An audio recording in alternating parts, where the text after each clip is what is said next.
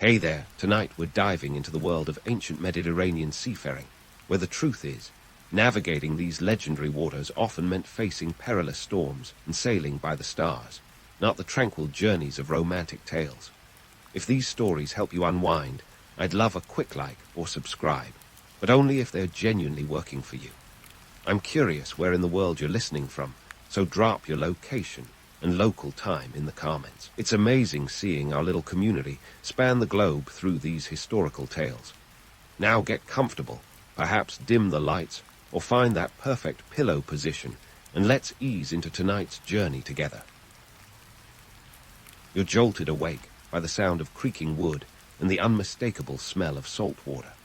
Welcome to your morning on an ancient Mediterranean ship circa 500 BCE. Cozy, right? Except you're not exactly snoozing on a memory foam mattress with sea views. Instead, you're crammed shoulder to shoulder with about a dozen other sailors in a space barely big enough for a game of hopscotch. Forget personal space. That's a luxury for those lounging on land. As you untangle yourself from your fellow crew members, your first thought might be breakfast. But before you can say, "Where's my avocado toast?" you're handed a bowl of pulse, a humble porridge made from boiled grains. It's not exactly a continental breakfast, but it's hearty enough to keep you going. If you're lucky, you might get a splash of olive oil or a few figs to sweeten the deal. Coffee. Sorry, you'll have to wait another 1,000 years for that pick-me-up. Now, let's talk weather. Modern, you might pull out your phone to check the forecast, but in 500 BCE, you're at the mercy of the gods. You'd better hope Zeus is feeling benevolent, because today's weather report is brought to you by the color of the sunrise and the direction of the wind. Ancient sailors were like the original meteorologists, using these natural cues to predict whether it would be smooth sailing or the kind of storm you'd rather avoid. Once you're up and fueled, it's time to set sail, and that's no small feat. The ship you're on is likely a bireme, a galley with 2 rows of oars on each side, and you're one of the lucky souls tasked with rowing. It's manual labor at its finest, and your biceps are going to thank you later. But first, you've got to navigate out of the harbor. This is where things get tricky. Remember, there's no GPS or satellite imagery to guide you, just the sun, stars, and a handful of coastal landmarks. The captain, who's essentially your ancient version of Google Maps, relies heavily on these natural markers. The stars, in particular, are like an ancient sailor's best friend. The North Star, known as Polaris, is your guiding light during night voyages, while the sun's position helps during the day. Navigating the Mediterranean is an art form, a delicate dance between man and nature, and you've got to respect the balance. Of course, setting sail isn't just about rowing and navigation. It's a whole operation. You've got sails to hoist, ropes to untangle, and supplies to manage. Every crew member has a role, and teamwork is non-negotiable. If you think office politics are tough, try managing a crew of rowdy sailors who haven't seen land in days. It's a delicate balance of authority, camaraderie, and the occasional bout of seasickness. Despite the chaos, there's a certain romance to the open sea. The Mediterranean is your playground, a vast expanse of blue stretching as far as the eye can see. But don't get too swept up in the allure. This isn't a pleasure cruise. It's a hard day's work, with trade routes to follow and cargo to transport. The goods on board could range from olive oil and wine to luxury items like purple dye and exotic spices. Each voyage is a calculated risk, balancing the potential for profit against the ever-present dangers of piracy and shipwreck. But for now, as the sun begins to rise higher in the sky, casting golden rays across the water, there's a moment of peace. The rhythmic splash of oars in the water, the gentle creak of the ship's timbers, and the distant call of seagulls create a serene soundtrack to your morning. It's a world away from the hustle and bustle of city life, a reminder of the vastness of the world and the power of the sea. And as you settle into the rhythm of the day, you can't help but feel a sense of awe at the incredible feat of human ingenuity that is ancient seafaring.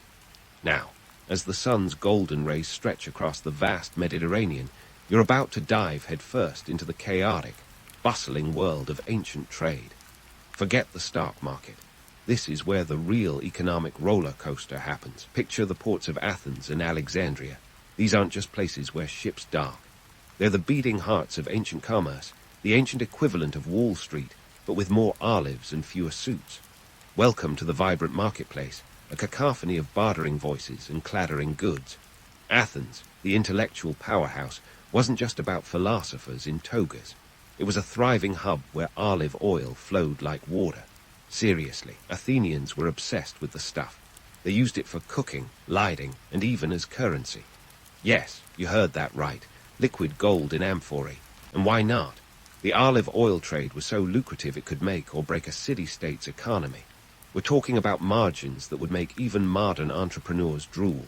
And then there's wine, the social lubricant of the ancient world. Greek wine was as much about status as it was about getting tipsy. Exported across the Mediterranean, it was a staple at banquets and symposiums, where the elite gathered to debate philosophy and politics. Think of it as TED talks, but with a lot more wine and way less formality. The demand was high, and so were the profits. A fine amphora of wine could fetch a handsome price, especially if it came from a renowned vineyard. Now, let's sail down to Alexandria, the jewel of Egypt, where the docks brimmed with spices that could make even the blandest pulse porridge palatable.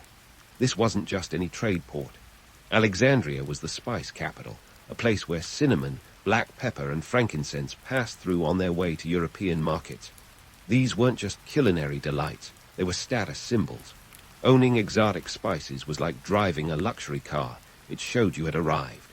And the prices, astronomical. Spices were so valuable they were often used in religious ceremonies and embalming rituals. Talk about putting your money where your mouth is. But here's the kicker. While these goods were moving across the sea, someone had to foot the bill for getting them there. Enter the trireme, the ancient Greek warship that doubled as a cargo hauler. Hiring one of these bad boys wasn't cheap. We're talking thousands of drachmas just to cover the crew's wages, maintenance, and provisions. Imagine the cost of insuring a modern freighter, and you're starting to get the picture. It was a hefty investment, but the potential returns. Worth every drachma if the winds and the guards were in your favor. Of course, all this seafaring trade wasn't without its dangers. Pirates were the ancient world's hedge fund managers, opportunistic, occasionally ruthless, and integral to the economic fabric. Yeah, piracy was a real threat, but it was also a business. Pirates weren't just mindless marauders. They were savvy operators who understood the value of cargo. Their presence was so entrenched in the trade networks that some merchants even paid them protection money. Think of it as a medieval insurance policy with a distinctly cutthroat edge. So, while the romantic notion of the Mediterranean as an idyllic cradle of civilization is appealing, the reality was grittier, riskier, and infinitely more complex. Trade was the lifeblood of ancient cities, driving not just economies but politics and culture. The sea wasn't just a backdrop.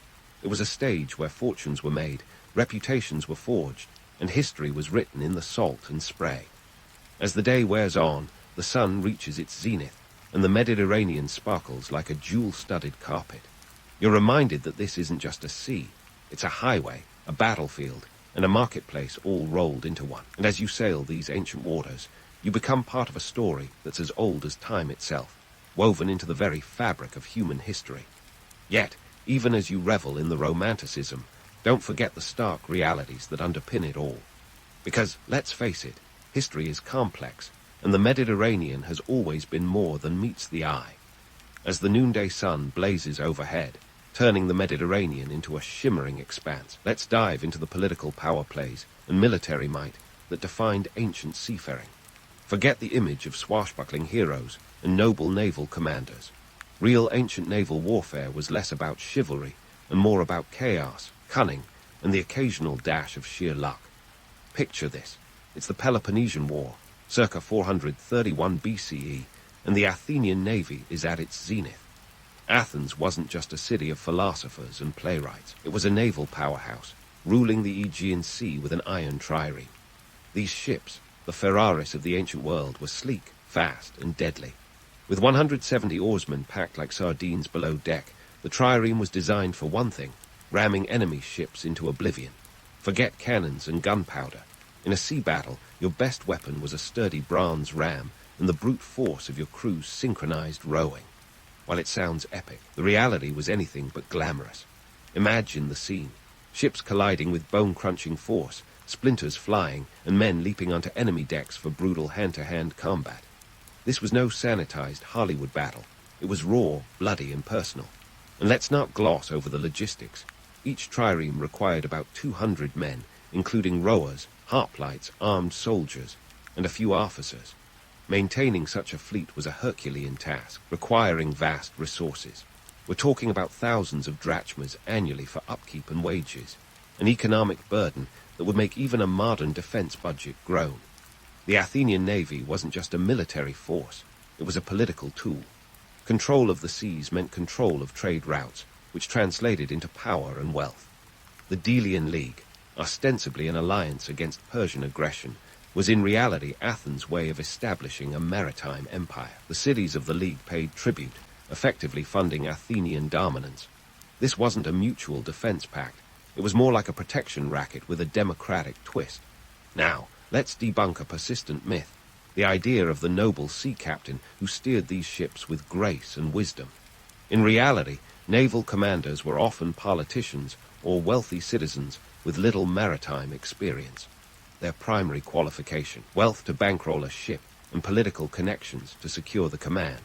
Imagine being in the thick of battle, your life in the hands of someone whose last major decision was which wine to serve at a symposium. Politics and warfare also shaped maritime routes. Certain seas were considered no-go zones not because of mythical sea monsters, but due to the presence of hostile fleets or the strategic whims of city-states. For instance, during the Peloponnesian War, the Athenian blockade of the Peloponnese effectively cut off Spartan allies from crucial supply lines. It was like a medieval game of Risk, with triremes instead of dice. But the sea wasn't just a battlefield. It was a stage for diplomacy. Treaties and truces were often brokered on the decks of ships, the neutral ground of the sea offering a space for negotiation. The very act of sending an envoy by sea was a statement of intent, a show of strength, or a plea for peace, depending on the situation. As the afternoon sun begins its lazy descent, casting long shadows across the deck, you realize the sea is more than just a body of water. It's a complex political landscape, a theater of power where the tides of fortune ebb and flow. The Mediterranean wasn't a peaceful blue expanse. It was a turbulent arena where empires rose and fell, where the line between heroism and hubris was as thin as a ship's prow. In this world, naval power was the ultimate trump card, the difference between prosperity and poverty, survival and subjugation. And as you stand on the deck, the wind in your hair and the salt on your lips, you can almost hear the echoes of those ancient battles, the clash of oars, the roar of waves, and the cries of men fighting for glory, for survival, for the very fate of their city-states. So next time someone waxes lyrical about the romance of ancient naval warfare, remind them of the unvarnished truth, that beneath the myth, beneath the veneer of honor and valor, was a brutal, unforgiving reality. Because while the Mediterranean was a cradle of civilization, it was also a crucible, where the metal of men and nations was tested in the crucible of war. And as the day draws to a close, you can't help but marvel at the sheer audacity of those who dared to challenge the sea and each other, shaping the world one battle, one voyage, one wave at a time. And as you stand on deck, contemplating the ancient echoes of naval power plays, take a closer look at the folks who made this maritime spectacle possible. The sailors, the unsung heroes, and occasionally unwilling participants of these grand adventures. Forget the Hollywood image of rugged, handsome sailors with hearts of gold. Reality check. Most of these guys probably had more in common with your average long-haul truck driver than with Johnny Depp in a pirate hat. First off, let's debunk the notion that sailing was a glamorous gig. For the average Joe, or Iones, if we're sticking to Greek names, life at sea was about as cushy as a bed of nails. Sailors were often drawn from the lower rungs of society, lured by the promise of steady pay, or simply press-ganged into service. That's right, voluntary wasn't always a word in their vocabulary. Whether you were a free citizen looking for work, or a desperate debtor trying to avoid jail, the sea was a last resort, not a first choice. The pay, meager at best. A typical sailor might earn around 1 drachma a day, just enough to keep the wolf from the door, but not enough to send your kids to Athens' finest academies. Hierarchy on these ships was about as flexible as a lead anchor. At the top, you had the captain, the big cheese, who held sway over everything and everyone. Beneath him were the officers, often wealthy citizens or minor nobles who could afford to buy their way into command. Below them, the rank and file of sailors, rowers, deckhands, and all sorts of specialists required to keep the ship from becoming a floating catastrophe. It's not quite the corporate ladder, but it had all the office politics you could stomach, with a generous side of seasickness. As for camaraderie, let's just say necessity is the mother of begrudging friendship. When you're crammed together for weeks on end, it's sink or swim, literally and socially. Sailors developed a kind of rough-and-tumble brotherhood, born out of shared hardships and the ever-present threat of death by drowning, disease, or battle. This wasn't the buddy-buddy camaraderie of a sitcom. It was more like the grudging respect you develop for a coworker who always steals your stapler, but covers for you when you're late. Now, let's talk superstitions, because no self-respecting sailor would dare set sail without a pocketful of them. In an age before radar and weather apps, the sea was a mystery wrapped in an enigma, and sailors were a superstitious bunch. Whistling on board, an invitation to summon the wind, and not the good kind. Women on ships, considered bad luck, despite the fact that women sometimes did end up on voyages, often as captives or, in rare cases, as disguised crew members. And let's not forget the sacred albatross, a sailor's best friend, unless, of course, you happen to kill one. Then you were inviting all kinds of nautical karma down upon your head. Speaking of women, their role in maritime adventures is often overlooked in favor of tales of dashing sailors and epic voyages. While not common, women did occasionally find their way on board. Some were traders, others were wives accompanying their husbands, and a few were pirates in their own right, like the legendary Artemisia I of Caria, who commanded ships during the Battle of Salamis in 480 BCE. These women were the exception rather than the rule, but they remind us that the sea, like history itself, was not exclusively a man's world. Slaves, on the other hand, were a more common presence on ships. They served in a multitude of roles, from rowing to cooking to performing menial tasks that kept the ship afloat, both literally and metaphorically. Unlike their free counterparts, slaves had no choice in their maritime careers. Their lives were bound to the whims of their masters and the fates of the ships they served on. It's a harsh reminder of the social dynamics that powered ancient economies, where human lives were all too often treated as commodities. As the afternoon's light begins to mellow, casting a warm glow across the ship's deck, you start to see the complex tapestry of life aboard these ancient vessels. The Mediterranean was more than just a highway for goods and armies. It was a floating microcosm of society, with all its hierarchies, tensions, and fleeting moments of unity. The sea was a place where fortunes could be made or lost, but it was also a place where human stories unfolded in all their messy glory. So next time you hear a romantic tale of daring mariners and high-seas adventure, remember the gritty truth behind the myth. The ancient mariner's life was a relentless struggle against the elements, economic necessity, and the social order of the day. Yet, amidst the hardships, there was also a sense of wonder, a connection to the vast unknown that lay just beyond the horizon. As you contemplate this complex world, you can't help but marvel at the courage, or perhaps the sheer desperation, that drove these men and women to the seas. The Mediterranean, with all its myths and realities, was a stage upon which countless human dramas played out, leaving their mark on the annals of history. And as the day draws to a close, with the promise of another night under the stars, you realize that in the end, the sea was not just a place, but a journey, one that continues to captivate and challenge us to this very day. As the sun dips below the horizon and the evening breeze starts to bite, let's dive deeper into the myths and mysteries that have long swirled around the ancient Mediterranean like a fog. Picture this: tales of lost cities submerged beneath the waves, and sea monsters lurking just out of sight, ready to devour an unwary sailor. Sounds like the plot of a blockbuster movie, right? But before you get swept away by the romance, let's anchor ourselves in reality. First up, let's talk about Atlantis, everyone's favorite lost city. Plato, the ancient Greek philosopher, spun this tale around 360 BCE in his dialogues Timaeus and Critias. According to him, Atlantis was a mighty and advanced civilization that sank into the ocean in a single day and night of misfortune. It's a tantalizing story that blends the allure of utopian society with the classic Greek theme of hubris leading to downfall. But here's the kicker: there's zero archaeological evidence to back it up. Nada. Zilch. While some theorists have tried to link Atlantis to real places, like the Minoan civilization on Crete or the island of Santorini post-volcanic eruption, It's more likely that Plato was crafting a moral allegory rather than reporting the evening news. Then there's the kraken, or its Mediterranean cousin, the Scylla. Sailors quaked at the thought of gargantuan, tentacled beasts rising from the depths to drag their ships down. The reality, probably just a giant squid having a bad tentacle day. These creatures, now known to science as architeuthis, can grow up to 43 feet long. That's longer than the average school bus, so it's understandable why an ancient mariner might mistake one for a mythical beast after a few too many sips of fermented grape juice. These legends, while fantastical, reflect genuine human fears and hopes. The sea was a vast, unpredictable force, a place where a ship could vanish without a trace or return laden with unimaginable wealth. It was the ultimate gamble, and these stories served as both cautionary tales and expressions of awe at the ocean's power.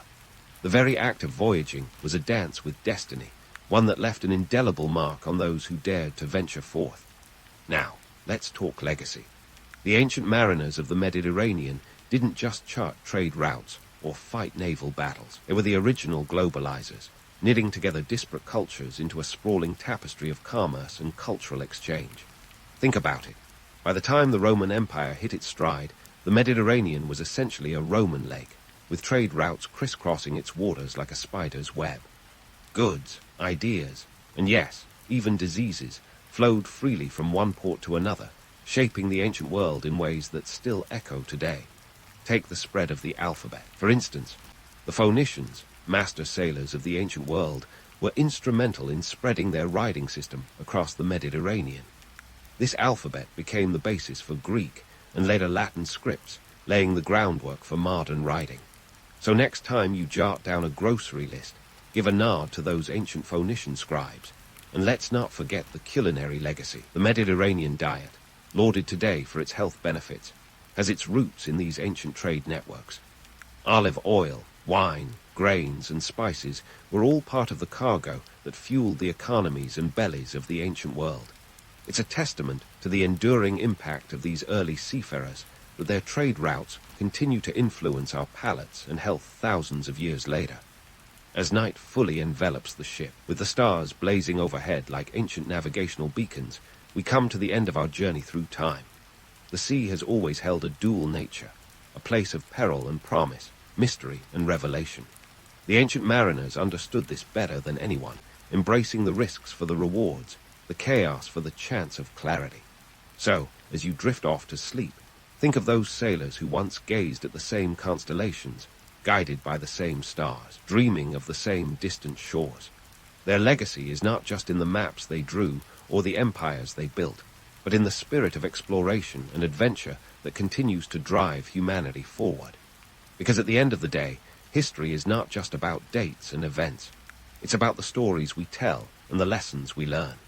And somewhere out there, beneath the whisper of the waves, those ancient tales are still being woven, connecting us all in a shared journey across the seas of time. Leonardo da Vinci's story kicks off in the picturesque hills of Tuscany, where the olive trees are as abundant as the secrets in Leonardo's sketchbooks.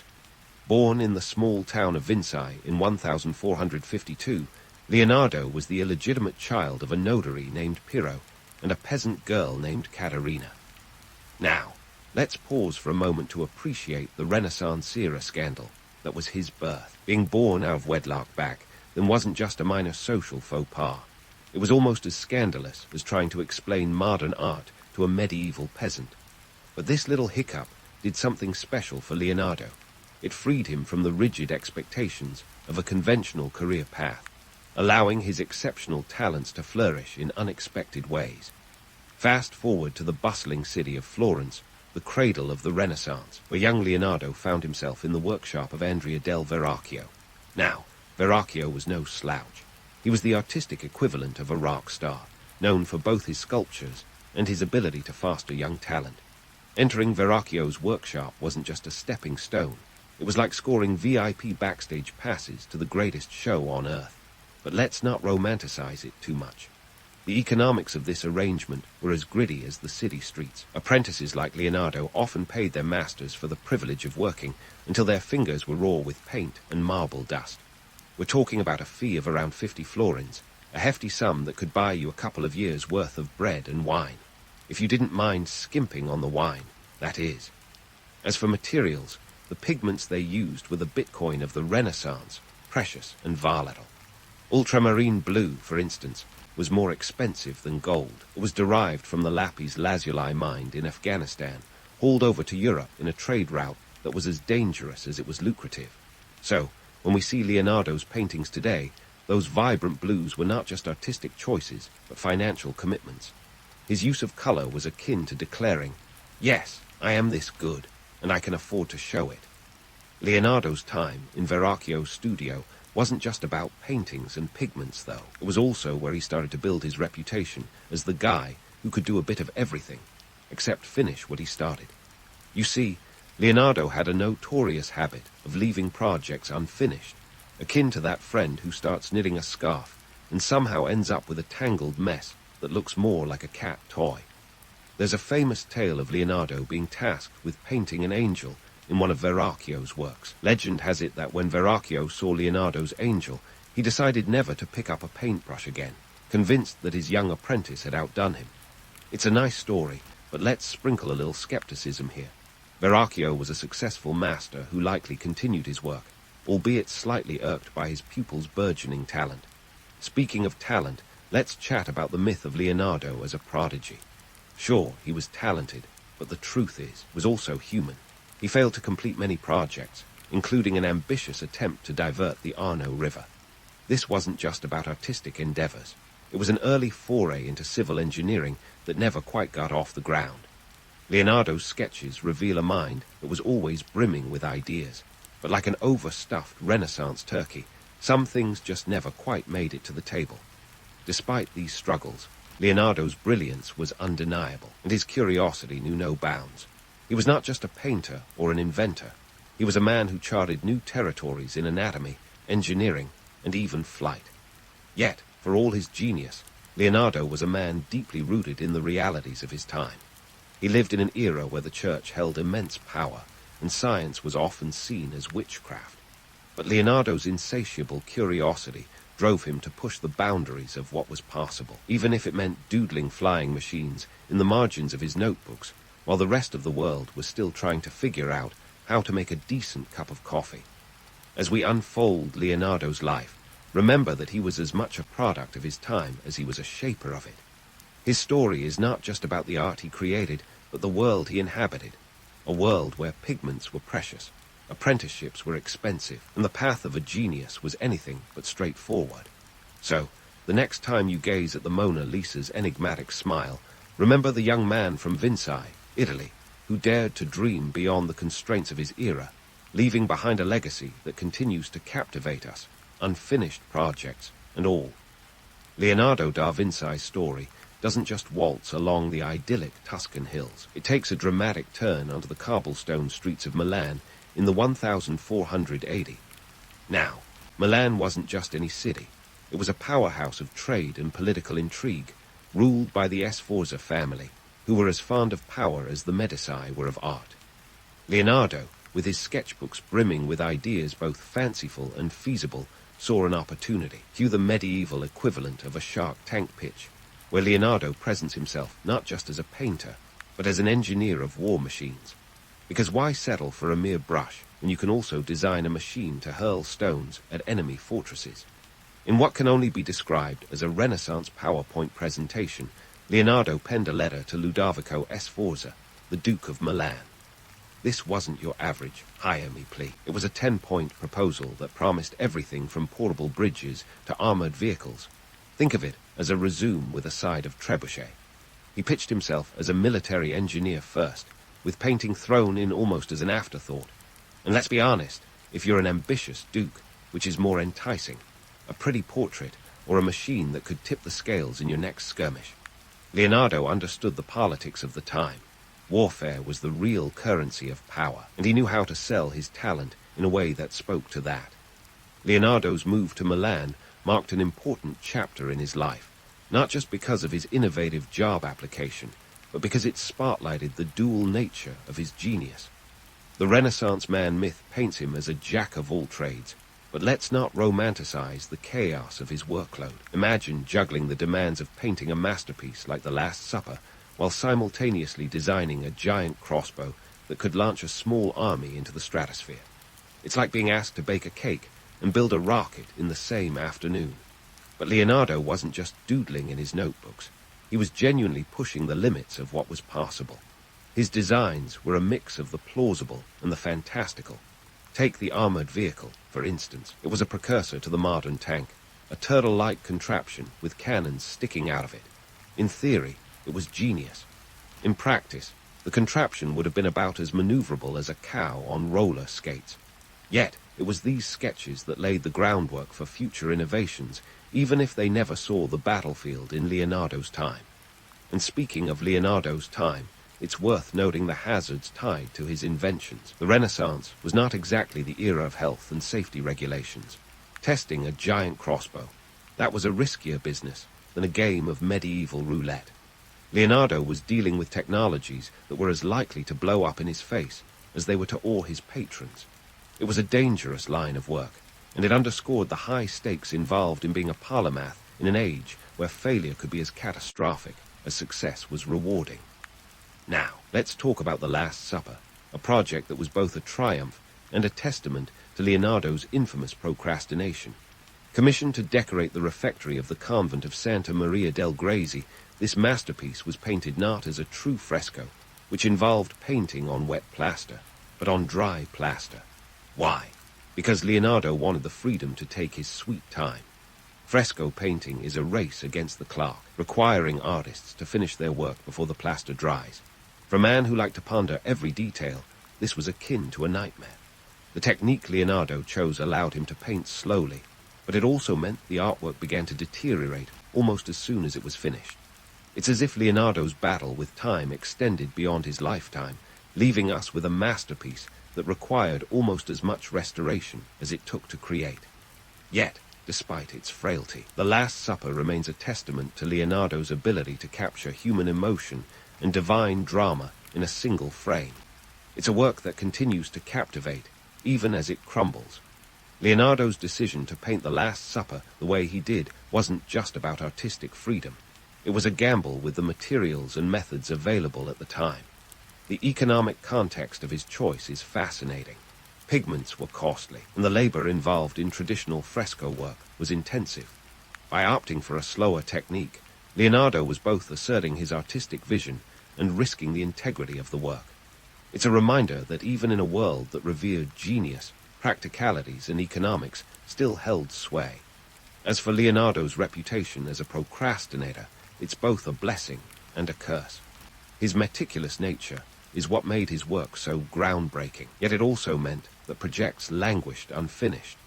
The myth of Leonardo as a consummate procrastinator is easy to indulge. After all, who doesn't love the image of a genius more interested in perfecting a smile than finishing a project? But dig a little deeper, and you'll find a man grappling with the limitations of his time, always striving for an ideal that was just out of reach. Leonardo's time in Milan was a balancing act between the demands of his patrons and his own insatiable curiosity. His ability to navigate the political and economic landscape of the time speaks to a shrewdness that often goes unmentioned in the romanticized tales of his life. He wasn't just a dreamer. He was a pragmatist who knew how to make his dreams work within the constraints of his era. It's a story of ambition, innovation, and the eternal struggle between inspiration and execution. As we continue our journey through Leonardo's life, remember that his story is not just about the art he left behind, but the world he inhabited, a world of politics, warfare, and the relentless pursuit of knowledge. In Milan, Leonardo found a stage big enough for his ambitions, but it was also a place where the realities of his time tested his genius at every turn. And while the legend of Leonardo da Vinci grows with each passing century, it's the man behind the myth who truly fascinates, a man who dared to dream in a world that was still waking up. Stay tuned, as there's much more to uncover in the chapters ahead, where we'll explore the triumphs and trials that continue to shape his extraordinary journey. As Leonardo da Vinci packed up his sketchbooks and bid farewell to Milan, 1,500 found him ambling back to Florence, a city teeming with as much artistic tension as an over-caffeinated Renaissance cafe. Picture the scene. Florence, brimming with artists whose egos were as grand as their frescoes, and where the paintbrush was mightier than the sword. Leonardo's return was akin to a legendary quarterback making a comeback, ready to challenge the new kid on the block. Enter Michelangelo Buonarroti. Now, here's where things get juicy. Leonardo and Michelangelo's rivalry was the Renaissance equivalent of a heavyweight boxing match, full of jabs, feints, and a little artistic trash talk. Michelangelo, known for his brooding sculptures and dashing good looks, think Renaissance rock star, was 8 years Leonardo's junior. Yet, despite the age difference, the competition between them was as fierce as a modern playoff game, minus the commercial breaks. It was a rivalry that even included a face-off of sorts in the Palazzo Vecchio, where both were commissioned to create murals in the same room. Imagine the tension, each artist peeking over at the other's work, like two chefs competing in a high-stakes cook-off. But let's not get too carried away with the drama. While the rivalry is often painted in bold strokes, it's important to note that both men were masters of their craft, albeit with drastically different approaches. Leonardo was the philosophical type, pondering over each brushstroke like a poet, crafting the perfect line. Michelangelo, on the other hand, was a sculptor at heart, his paintings almost chiseled into the canvas with the force of a hammer and chisel. It's said that Michelangelo once marked Leonardo for not finishing a horse sculpture. Leonardo, in turn, might have pointed out that Michelangelo's figures often looked like they were flexing for a Renaissance bodybuilding competition. The truth is, their rivalry wasn't just about art. It was a clash of ideals and techniques, each pushing the other to new heights of creativity. And speaking of creativity, it's time to discuss that enigmatic lady who has captivated audiences for centuries, the Mona Lisa. Painted over a span of 16 years, Leonardo's magnum opus wasn't just a portrait. It was a masterclass in patience and persistence. Lisa Gherardini, the woman behind the smile, was the wife of a wealthy Florentine merchant. Yet, despite being commissioned, Leonardo held onto the painting, tweaking it obsessively like a chef perfecting a secret recipe. The Mona Lisa traveled with him from Florence to France, as if Leonardo knew he was creating something beyond a mere commission. Now, about that smile. It's the smile that launched 1,000 theories. Some say it's enigmatic, others call it seductive, and a few might even label it smug. But let's not forget the eyebrow situation, namely, the lack thereof. Some speculate that Lisa's eyebrows were victims of overzealous restoration, while others suggest it was simply a fashion statement of the time. Either way, the Mona Lisa's expression continues to be as puzzling as the identity of a masked superhero. However, let's pop the bubble of Leonardo's so-called solitary genius. While he was undoubtedly a man of extraordinary talent, he wasn't working in a vacuum. Leonardo collaborated with numerous scientists and artists, exchanging ideas like Renaissance intellectual currency. His notebooks are filled with sketches and notes that reveal a dialogue with contemporaries, sharing insights on everything from anatomy to hydraulics. Sure, he was a genius, but even geniuses need a sounding board, a fact often overshadowed by the myth of the lone visionary. Take, for instance, his collaboration with mathematician Luca Pacioli, with whom he worked on De Divina Proportion. This treatise on mathematical ratios wasn't just a dry academic exercise. It was a partnership that fused art and science in a way that pushed the boundaries of both fields. Leonardo's illustrations for the book are as much a testament to his artistic prowess as they are to his intellectual curiosity. It's a reminder that while Leonardo might have been the star, he was part of a broader constellation of thinkers and innovators. Economically speaking, Leonardo's collaborations were also a savvy business move.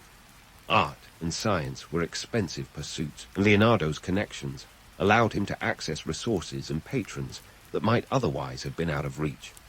In Florence, the Medici family, known for their deep pockets and love of art, provided a fertile ground for creative endeavors. Leonardo's ability to navigate these relationships speaks to a shrewdness that was as much a part of his genius as his artistic skills. So, as we reflect on Leonardo's later years, it's essential to separate the man from the myth. Yes, he was a visionary, but he was also a man of his time, deeply embedded in the social, economic, and political fabric of the Renaissance. He was a master of adaptation, whether it was refining a painting over decades or collaborating with others to explore the mysteries of the universe. His story isn't just about the art he left behind, but the way he engaged with the world around him, a world that was as complex and multifaceted as the man himself. And while we admire the masterpieces and marvel at the inventions, let's not forget the human behind the genius. Leonardo da Vinci was a man of contradictions, a perfectionist who left much unfinished, a solitary thinker who thrived in collaboration. His legacy is a testament to the power of curiosity, creativity, and collaboration, a legacy that continues to inspire and intrigue even as we delve deeper into the many layers of his extraordinary life. As we prepare to uncover more of his story, we see that Leonardo da Vinci was not just a product of the Renaissance. He was its relentless pioneer, pushing the boundaries of what was possible and challenging us to see the world anew. As we sail into Leonardo da Vinci's final years, we find him not in the sunlit studios of Florence or the bustling workshops of Milan, but nestled in the lush Loire Valley of France. It's here, under the patronage of King Francis I, Leonardo would spend his twilight years. Now, let's clear up a little misconception. Leonardo's move to France wasn't some grand romantic gesture, but a practical decision in a politically charged chess game. King Francis, a Renaissance monarch with a penchant for art and innovation, was keen on making his court the cultural epicenter of Europe. And who better to have on his team than the man already regarded as a living legend? In 1560, Leonardo accepted the king's invitation and crossed the Alps, bringing with him what we might call his greatest hits: the Mona Lisa, the Virgin and Child with St. Anne, and St. John the Baptist. Now, if you're imagining Leonardo traipsing across the mountains like a bohemian artist, think again. This was a full-on relocation, complete with an entourage that included his loyal apprentice Francesco Melzi and a handful of servants. Imagine Leonardo, 50 years old, traversing the rugged terrain with his masterpieces in tow, like a Renaissance U-Haul. The cost of such a journey was no small matter, highlighting the financial backing Leonardo had secured. Upon arrival, Leonardo was installed at the Château du Clos-Lucé, a charming manor just a stone's throw from the king's primary residence at the Château d'Amboise. Let's not sugarcoat it. This wasn't exactly roughing it. The manor was a comfortable abode, complete with a garden where Leonardo could indulge his love for nature. Yet, despite these idyllic surroundings, life at court wasn't just about sipping wine and painting pretty pictures. Leonardo was tasked with designing grand projects, including elaborate festivals and ingenious devices to entertain the king and his court. But let's debunk the myth of Leonardo as a solitary genius tucked away in his tower. The reality was far more collaborative. His position at court placed him in the midst of a vibrant intellectual community where ideas flowed as freely as the Loire itself. Leonardo's notebooks from this period, while notoriously disorganized, reveal a mind still buzzing with ideas, albeit scattered like confetti after a royal soiree. These notebooks were a mix of sketches, scientific observations, and philosophical musings, a Renaissance version of a cluttered desktop. One of Leonardo's more ambitious, yet unrealized, projects was a massive mechanical lion designed to walk and deliver lilies, the symbol of the French monarchy, to the king. Now, a mechanical lion sounds like a headline act at a medieval circus, but it was emblematic of Leonardo's flair for blending art with engineering. Unfortunately, this majestic beast never quite roared to life outside of sketches and Leonardo's fertile imagination. King Francis, enamored with Leonardo's genius, granted him a pension of 700 gold crowns, quite the generous sum, comparable to a modern CEO's bonus. This financial security allowed Leonardo the freedom to tinker with his inventions and theories without the constant pressure to produce. Yet even with the king's backing, not all of Leonardo's dreams came to fruition. The grand schemes for waterway designs and urban planning remained largely on paper, a testament to the gap between vision and reality. Despite this, Leonardo's time in France wasn't without its triumphs. His influence on the French court extended beyond art and invention. Leonardo became a confidant to the king, sharing not just his artistic insights, but also his views on science and philosophy. The relationship between the aging artist and the young monarch was one of mutual admiration, and it's said that Francis considered Leonardo a father figure. a touching reminder that even a genius needs connection and camaraderie. As Leonardo's health began to decline, he continued to work, albeit at a slower pace. He suffered from a stroke that left his right hand paralyzed, a cruel twist of fate for a man whose hands had crafted some of the world's most iconic works. Yet, undeterred, Leonardo adapted, using his left hand to sketch and write, proving that true creativity finds a way, even when the odds are stacked against it. Leonardo passed away on May 2, 1519, at the age of 67, leaving behind a legacy that was as vast as it was varied. His death marked the end of an era, but his influence would ripple through the centuries, inspiring countless artists, scientists, and thinkers. While the myth of Leonardo as an isolated genius persists, the truth is far richer. He was a product of his time, deeply intertwined with the cultural and political fabric of the Renaissance. In reflecting on Leonardo's final years, one must consider the broader context of his life. Here was a man who navigated the shifting tides of political patronage with remarkable skill, who balanced artistic mastery with scientific curiosity, and who left a mark on the world that transcended the boundaries of his own time. His story is not just about the art and inventions he left behind, but about the way he engaged with the world, a world that was as complex and multifaceted as the man himself. As we prepare to delve into the final chapter of Leonardo's extraordinary journey, remember that his legacy is not just a collection of finished works, but a testament to the relentless pursuit of knowledge and creativity.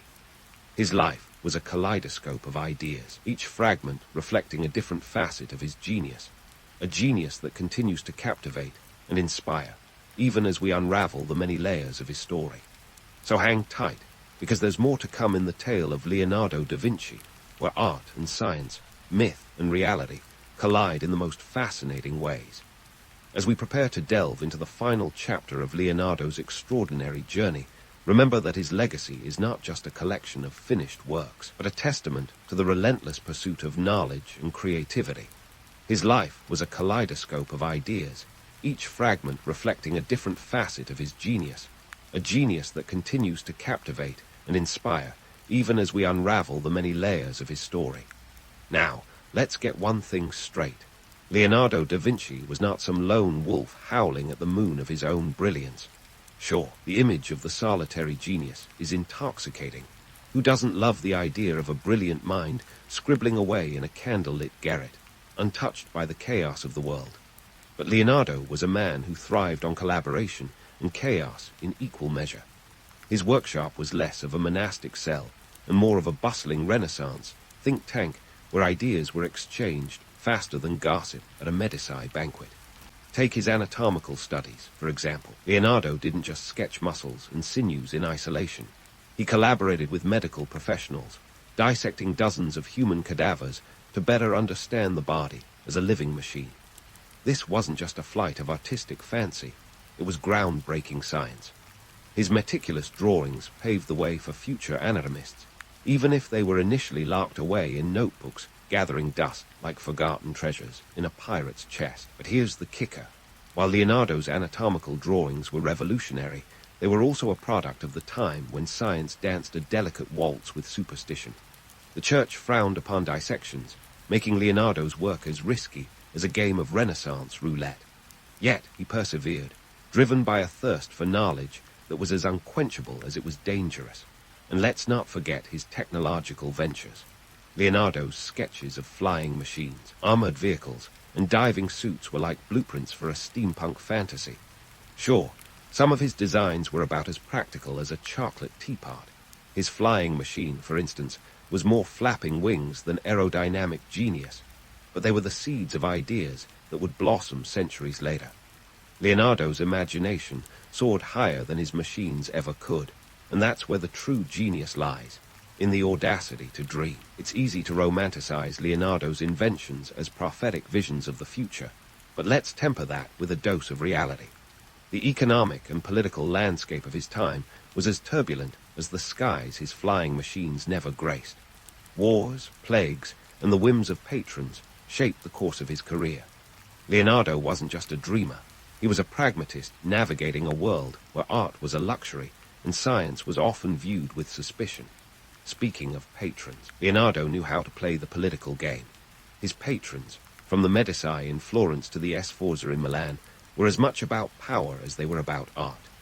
Leonardo's ability to adapt to the demands of these powerful families was a testament to his shrewdness. He wasn't just a court painter. He was a courtier, maneuvering through the intricate dance of Renaissance politics with the grace of a seasoned diplomat.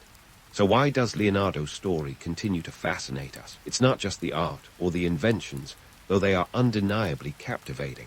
It's the man behind the myth, a man who was as flawed as he was brilliant, as human as he was extraordinary. Leonardo's life was a study in contrasts, a perfectionist who left many works unfinished, a solitary thinker who thrived in collaboration, a visionary grounded in the practicalities of his time. In the end, Leonardo da Vinci's legacy is not just about the masterpieces he left behind, but the way he challenged us to see the world. His story is a reminder that genius is not a solitary endeavor, but a collaborative journey. He was a man who dared to dream in a world still waking up, a pioneer who pushed the boundaries of what was possible. And while the myths of the solitary genius and the prophetic inventor will always hold a certain allure, it's the gritty, chaotic reality of Leonardo's life that makes his story truly compelling. So, as we close the pages on Leonardo's life, let's leave behind the romanticized image of the lone genius and embrace the complex, fascinating reality of a man who was both a product of his time and a shaper of it. His legacy is a testament to the power of curiosity, creativity, and collaboration. A legacy that continues to inspire and intrigue, even as we unravel the many layers of his extraordinary story.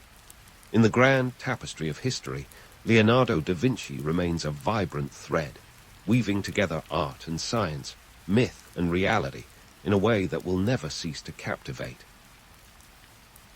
Pericles wasn't born with a spotlight on him, but he sure learned how to bask in it.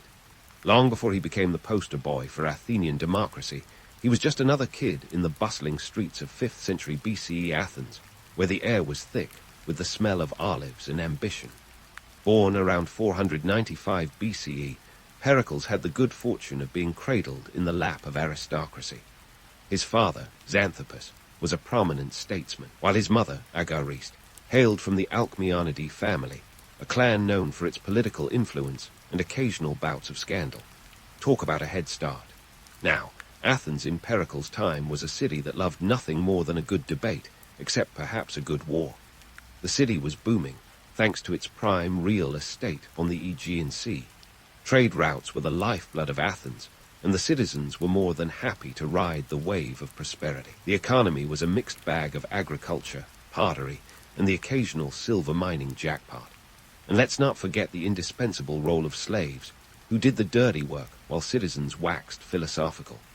Pericles, growing up in this vibrant, chaotic environment, was like a sponge soaking up the political maneuvering around him.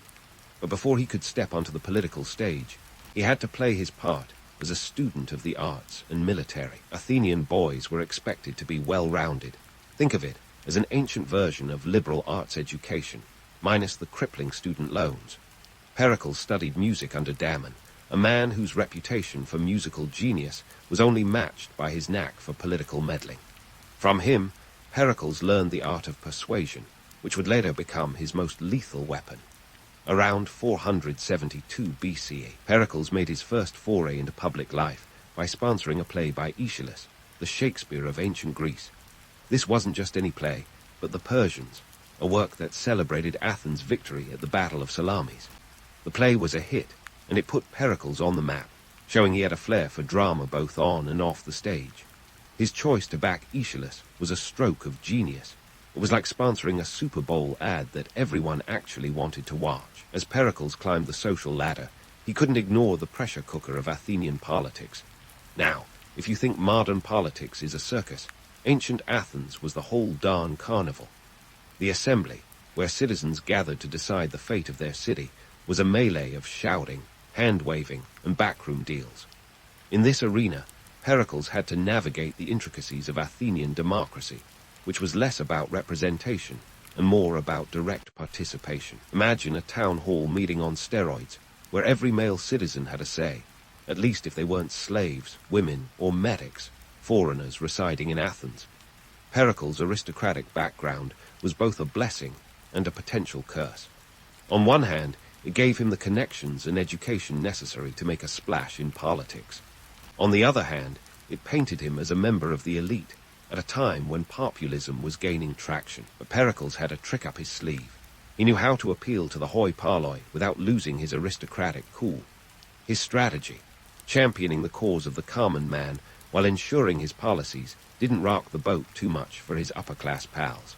One of the most intriguing aspects of Pericles' early political career was his ability to outmaneuver his opponents.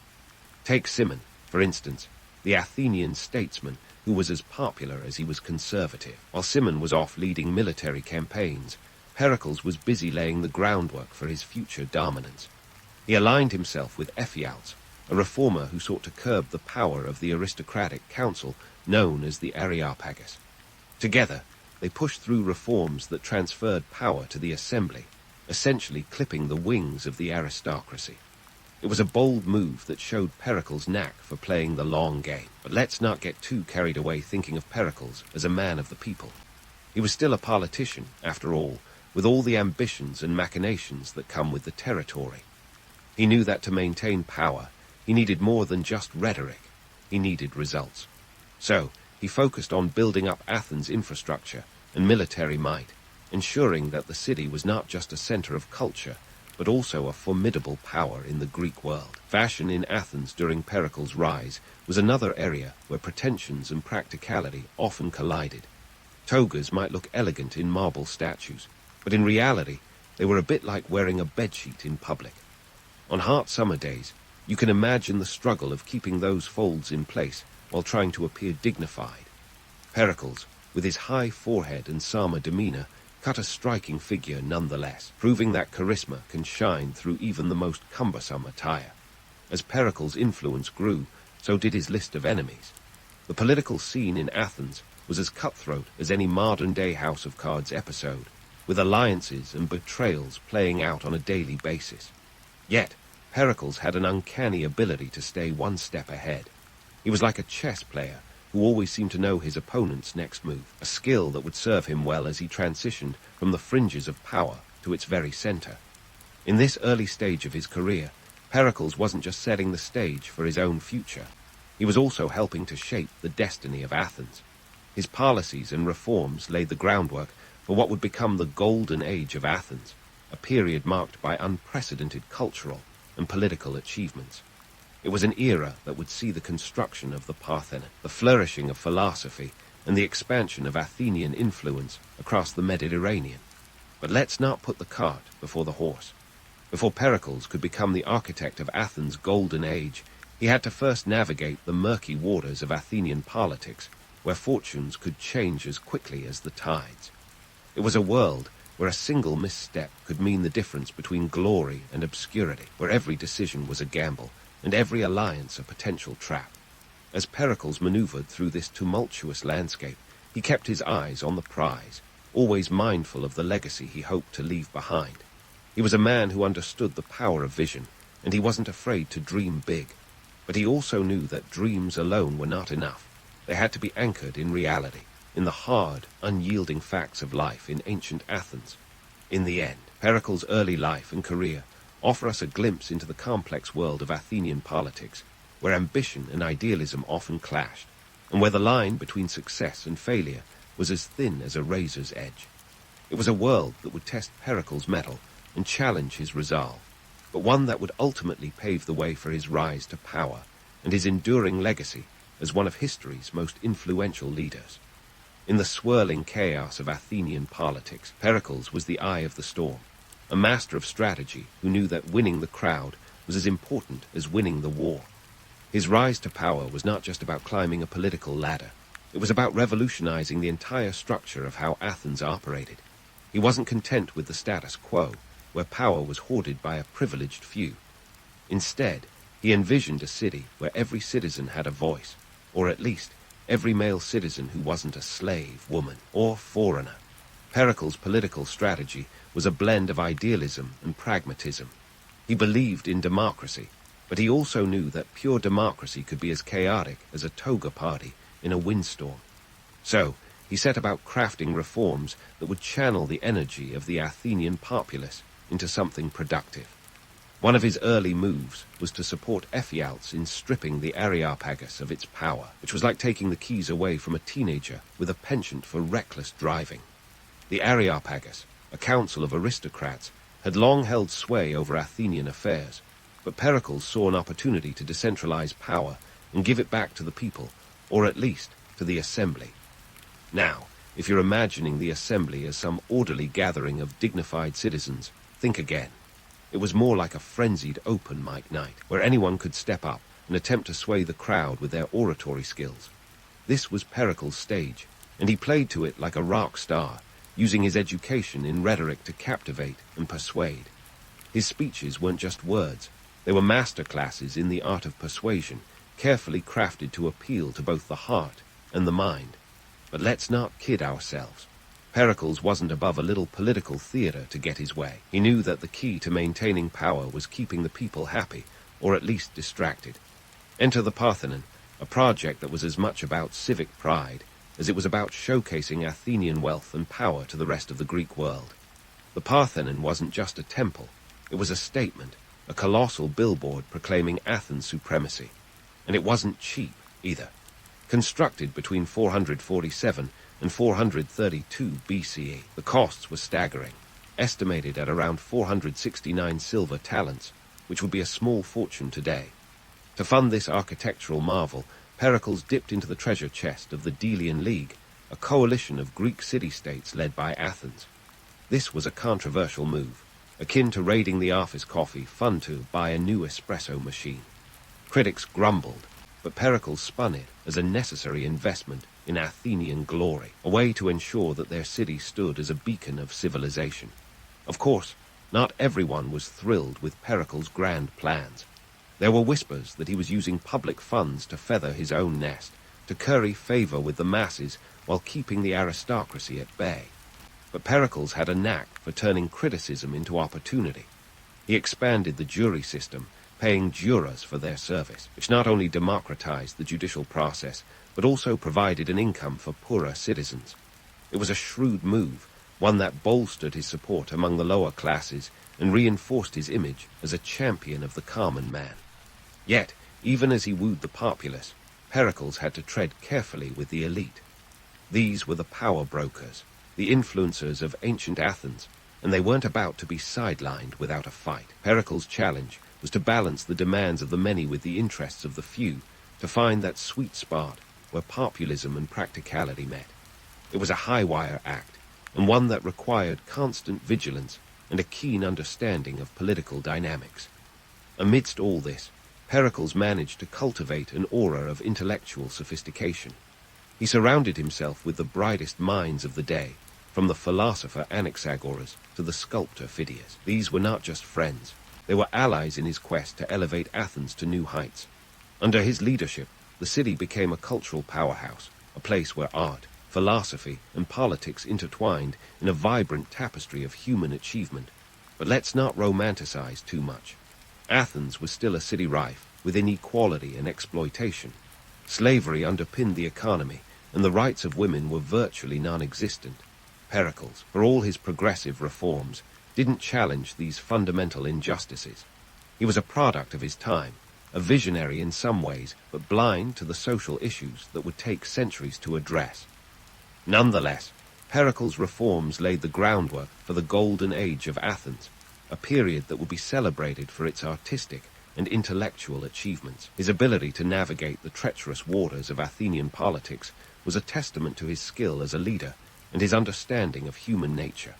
He recognized that governance was not just about ideals, but about managing the messy, unpredictable realities of human society.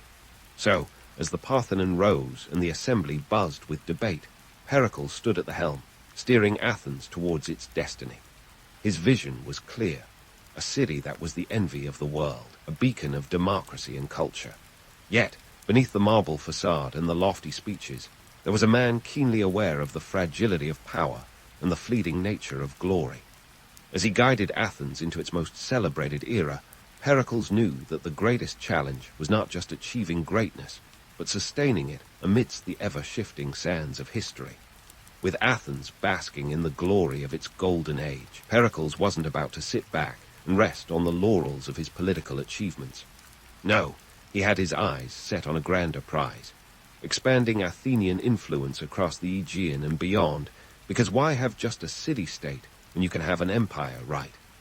Enter the Delian League, a coalition of Greek city-states with Athens at the helm, ostensibly formed to fend off Persian aggression. But let's be real. It was less about collective security and more about Athenian dominance, dressed up in the finest diplomatic rhetoric of the day. Picture this. The Delian League was like a club where Athens was the president, treasurer, and the guy who decided when to have pizza parties. The treasury, initially located on the sacred Isle of Delos, was eventually relocated to Athens in 454 BCE under Pericles' watchful eye. This move was less about logistics and more about control. After all, who wouldn't want the keys to the piggy bank? And what a piggy bank it was, with contributions rolling in from member states to the tune of 460 silver talents annually. That's a lot of drachmas for a little mutual defense.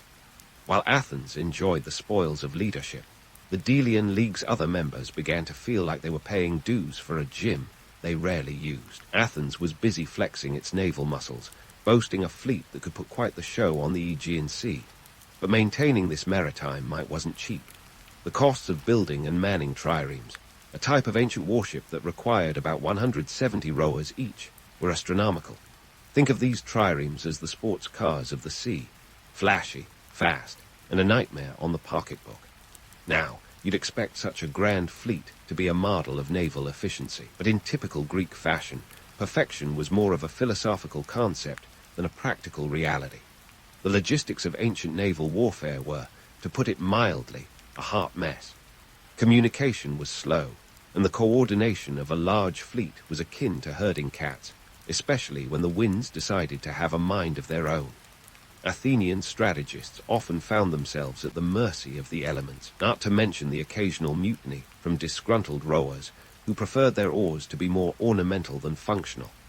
Despite these challenges, Pericles managed to wield the Athenian fleet with a deftness that would make any modern strategist nod in approval.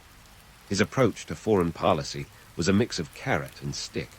Wherever Athens went, it promised protection and prosperity, but with a not-so-subtle hint that refusal meant facing the sharp end of a trireme. The comedic irony here was that Athens' so-called peaceful imperialism often involved a fair amount of coercion, and when necessary, outright aggression.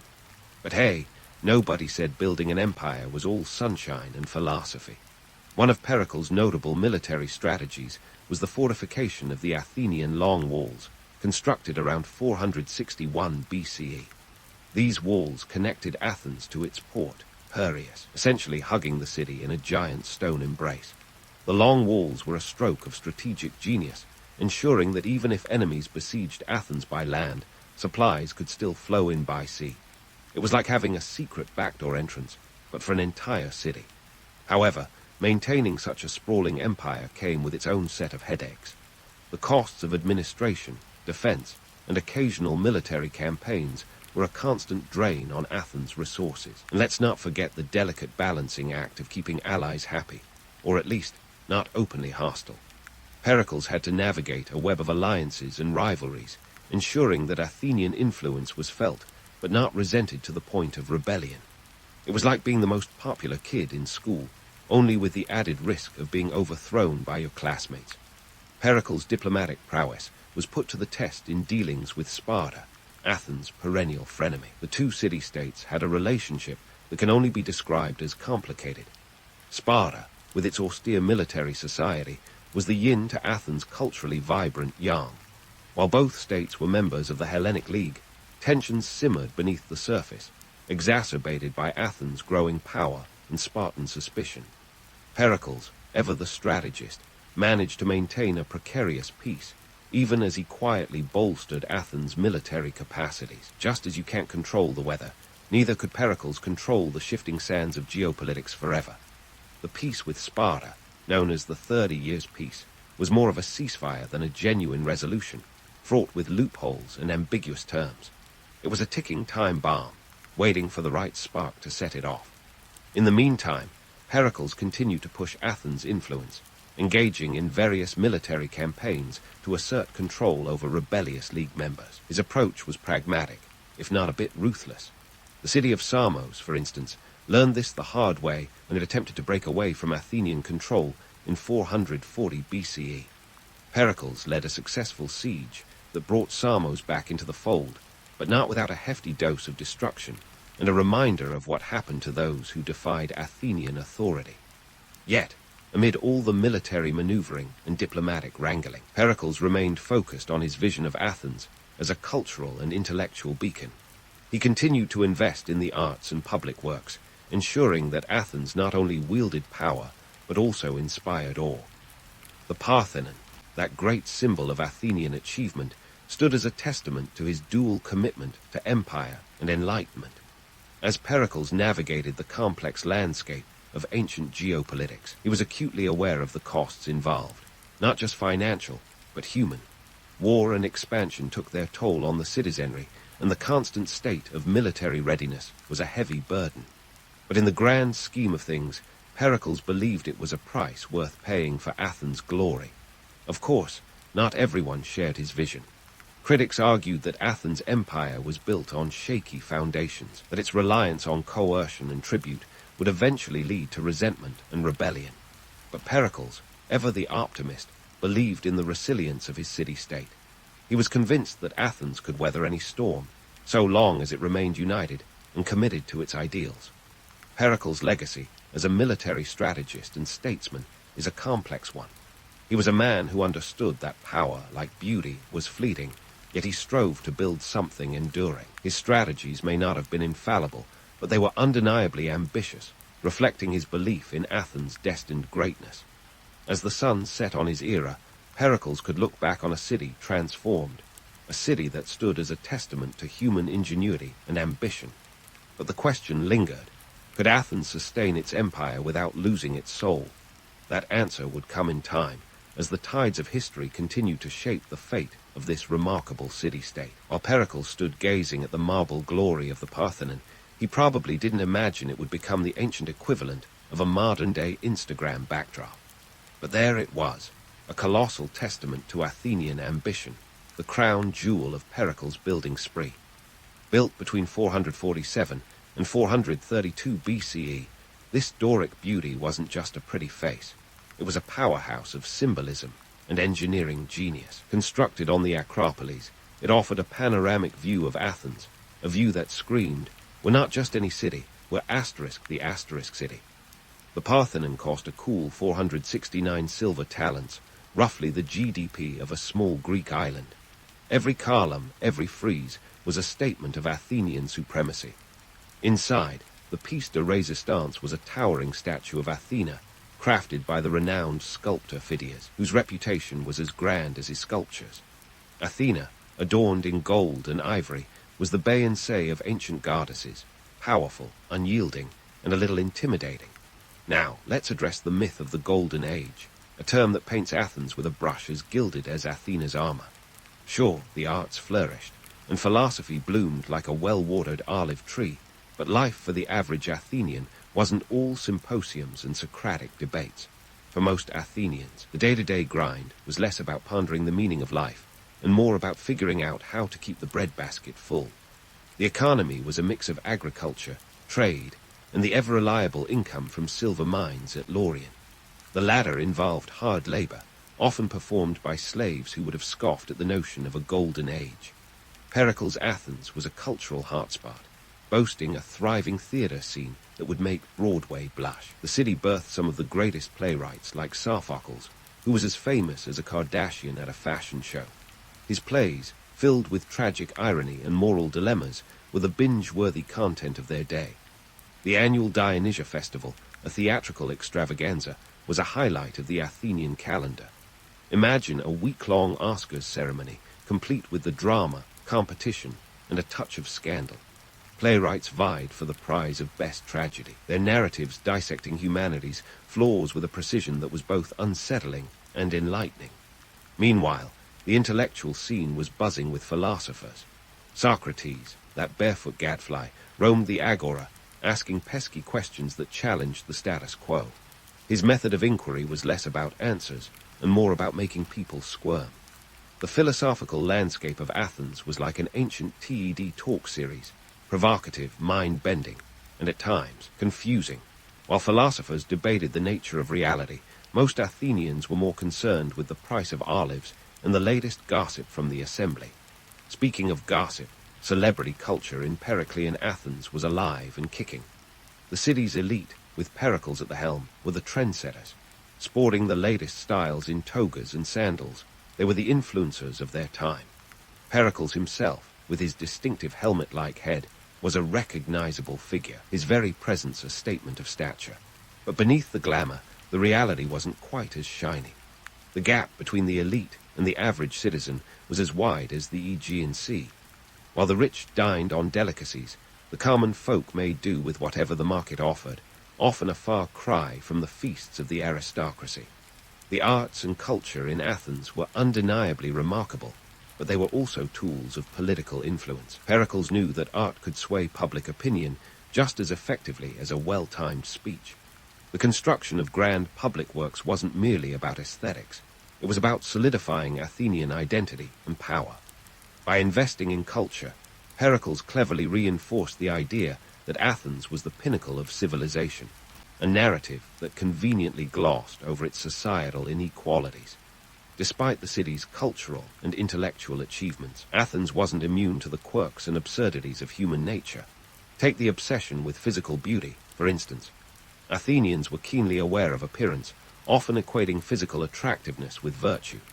This led to some bizarre practices, like the use of lead-based cosmetics that, while providing a deathly pallor, didn't exactly scream healthy glow. And then there was the notion of citizenship, a coveted status that was surprisingly exclusive. Only freeborn Athenian males had the right to vote, leaving women, slaves, and medics, foreign residents, on the sidelines of democracy.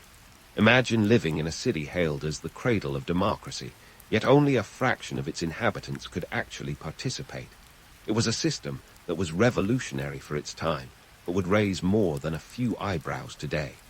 In the midst of these contradictions, Pericles maneuvered like a master politician, aware of both the power of rhetoric and the necessity of pragmatism. His famous funeral oration, delivered in 431 BCE, was a masterclass in public speaking. It was a eulogy and a rallying cry, extolling the virtues of Athenian democracy while glossing over its flaws. In it, Pericles painted Athens as a city of equal opportunity and shared prosperity, a vision that was more aspirational than factual. As Athens basked in its self-crafted mythology, the real challenge was sustaining its cultural momentum while navigating the socio-political complexities of its time. It was a city that thrived on the tension between idealism and reality, where the grandeur of the Parthenon stood in sharp contrast to the humble living conditions of many of its citizens. In the end, the so-called Golden Age of Athens was as much about perception as it was about reality. While Pericles and his contemporaries achieved remarkable feats in art and thought, the true measure of their success was how these achievements resonated through time.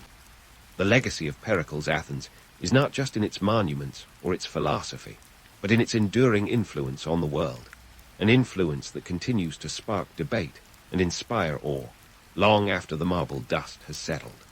While Pericles' Athens dazzled with its marble monuments and intellectual fervor, the cracks in its foundation were slowly widening. Let's not kid ourselves. Athens was a city of contradictions, where grand ideals often masked gritty realities. And as the Peloponnesian War loomed on the horizon, these contradictions were about to come home to roost. The seeds of conflict were sown in the uneasy peace between Athens and Sparta, two city-states locked in a perpetual game of tug-of-war. The 30 Years' Peace, signed in 445 BCE, was a truce in name only, more of a let's-not-stab-each-other-today agreement than a genuine reconciliation. Pericles, ever the shrewd strategist, knew that maintaining Athens' empire meant constantly flexing its military muscle. But he also knew that Sparta, with its disciplined warriors and legendary phalanx formations, was not a foe to take lightly. The Spartan society, with its singular focus on warfare, made Athens' cultural pretensions seem almost frivolous by comparison. Yet, Pericles believed in the resilience of his city, convinced that Athenian democracy and naval supremacy gave them the edge. But here's the twist. Athens' strength was also its Achilles' heel. The city's reliance on maritime trade and the tribute from the Delian League meant that any disruption could spell disaster. The tipping point came in 431 BCE, when tensions escalated over a seemingly minor dispute involving Corinth, a Spartan ally, and the Athenian-aligned city of Corcyra. Think of it as the ancient equivalent of a bar fight that spirals into a full-blown brawl. Pericles, attempting to contain the situation, implemented a defensive strategy, pulling Athenians behind the long walls and relying on their navy to keep supply lines open. It was a bold move, reminiscent of a gambler doubling down, confident that his hand would hold. But this strategy turned Athens into a pressure cooker, with citizens packed like sardines, susceptible to disease and discontent. And then, as if the gods themselves had a twisted sense of humor, the plague struck in 430 BCE. It ripped through Athens like a wildfire, killing an estimated one-third of the population, including Pericles' own sons, and ultimately the man himself in 429 BCE.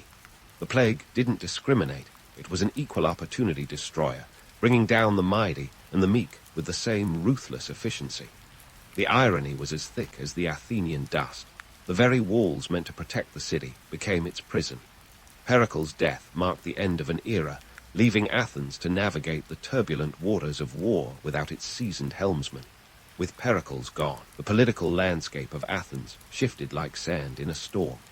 His successors, lacking his vision and finesse, struggled to maintain the delicate balance between ambition and pragmatism. The Peloponnesian War dragged on for nearly 3 decades, a brutal marathon of attrition that sapped Athens' resources and morale. The city's famed navy, once the pride of the Aegean, floundered as the coffers emptied and skilled sailors became a rare commodity. Athens' strategy, or lack thereof, became a masterclass in how not to wage war. The Sicilian expedition of 415 BCE was a particularly spectacular misstep. Picture this. Athens, already stretched thin, decided it would be a brilliant idea to launch a massive campaign against Sicily, a distant and formidable foe. Spoiler alert, it wasn't. The expedition ended in disaster, with the Athenian fleet decimated and morale in tatters. It was the kind of military blunder that makes you wonder if anyone was actually steering the ship. Despite these setbacks, the myth of Athens' invincibility persisted, buoyed by memories of past glories. But reality was a harsh mistress, and by 404 BCE, Athens was forced to surrender to Sparta. The once mighty city, stripped of its empire and influence, found itself at the mercy of its rivals. The long walls, those symbols of Athenian strength, were torn down, a sobering reminder of the city's hubris and the cyclical nature of power. So, what do we make of Pericles' legacy? Was he a visionary leader who propelled Athens to greatness, or was he an imperialist whose ambitions sowed the seeds of the city's downfall? The truth, as always, is somewhere in between. Pericles was a man of his time, navigating a world as complex and unpredictable as any. His political maneuvers, though not without flaws, laid the groundwork for an era of cultural and intellectual brilliance that continues to inspire. Yet, it's worth remembering that his Athens was not the idyllic democracy of romanticized history. It was a city built on contradictions and inequalities, where the pursuit of glory often overshadowed the realities of life for the average citizen. As the marble dust settled and the war's echoes faded, the myth of Athens as the cradle of democracy endured, even as the city itself grappled with the consequences of its imperial dreams. In the end, Pericles' story is a cautionary tale about the fickle nature of power and the seductive allure of grand visions. His Athens, for all its achievements, was a reminder that even the greatest empires can fall prey to their own ambitions. The lessons of Pericles' life and leadership resonate through history, a testament to the enduring dance between idealism and reality. As we wrap up this journey through the highs and lows of Pericles' Athens, let's raise a metaphorical toast to the man who dared to dream big, even if the reality was less polished than the marble monuments he left behind. History, like life, is a tapestry of triumphs and tragedies, woven together by those bold enough to leave their mark. And while Pericles' Athens may have crumbled, its legacy, both the myth and the reality, endures as a poignant reminder of the complexities of human ambition. If you strolled into a time machine and set the dial to the late 13th century, you'd find yourself in a world where the Byzantine Empire was on its last legs, and a new kid on the block was about to shake things up, the Ottoman Empire. This wasn't a prepackaged empire with a bow on top. Nope, it was more like a startup with Osman at its helm, a guy who probably didn't realize he'd be founding one of history's longest-lasting empires over 600 years. Osman was the kind of leader who'd make a modern entrepreneur blush with envy. He turned a small Anatolian beylik into a powerhouse. Now, Osman's not exactly the household name you'd drop at a dinner party unless your friends are history buffs, but the dude deserves credit. Born around 1258, Osman wasn't handed power on a silver platter. Instead, he had to fight for every inch, quite literally. He started with a small territory near the Byzantine frontier. Picture a scrappy underdog in a boxing ring, swinging hard, never backing down. By the time of his death in 1326, Osman had expanded his dominion considerably, laying the groundwork for what would eventually become an empire sprawling over 3 continents. Fast forward to the 14th century, and the Ottomans were on a roll. They had a knack for absorbing neighboring territories like a sponge, partly because they were strategically located at the crossroads of Europe and Asia, a prime spot that made them the gatekeepers of lucrative trade routes. This wasn't just about flexing military muscle. It was also a shrewd business move. Control the routes, control the money. And where there's money, you can bet there'll be power. Now, let's pause for a moment and talk about one of the most famous events in Ottoman history, the conquest of Constantinople in 1453.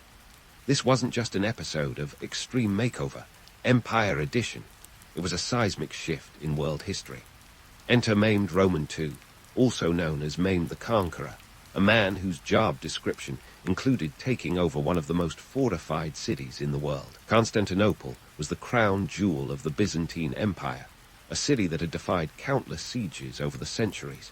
But Maimed didn't get the memo about impassable.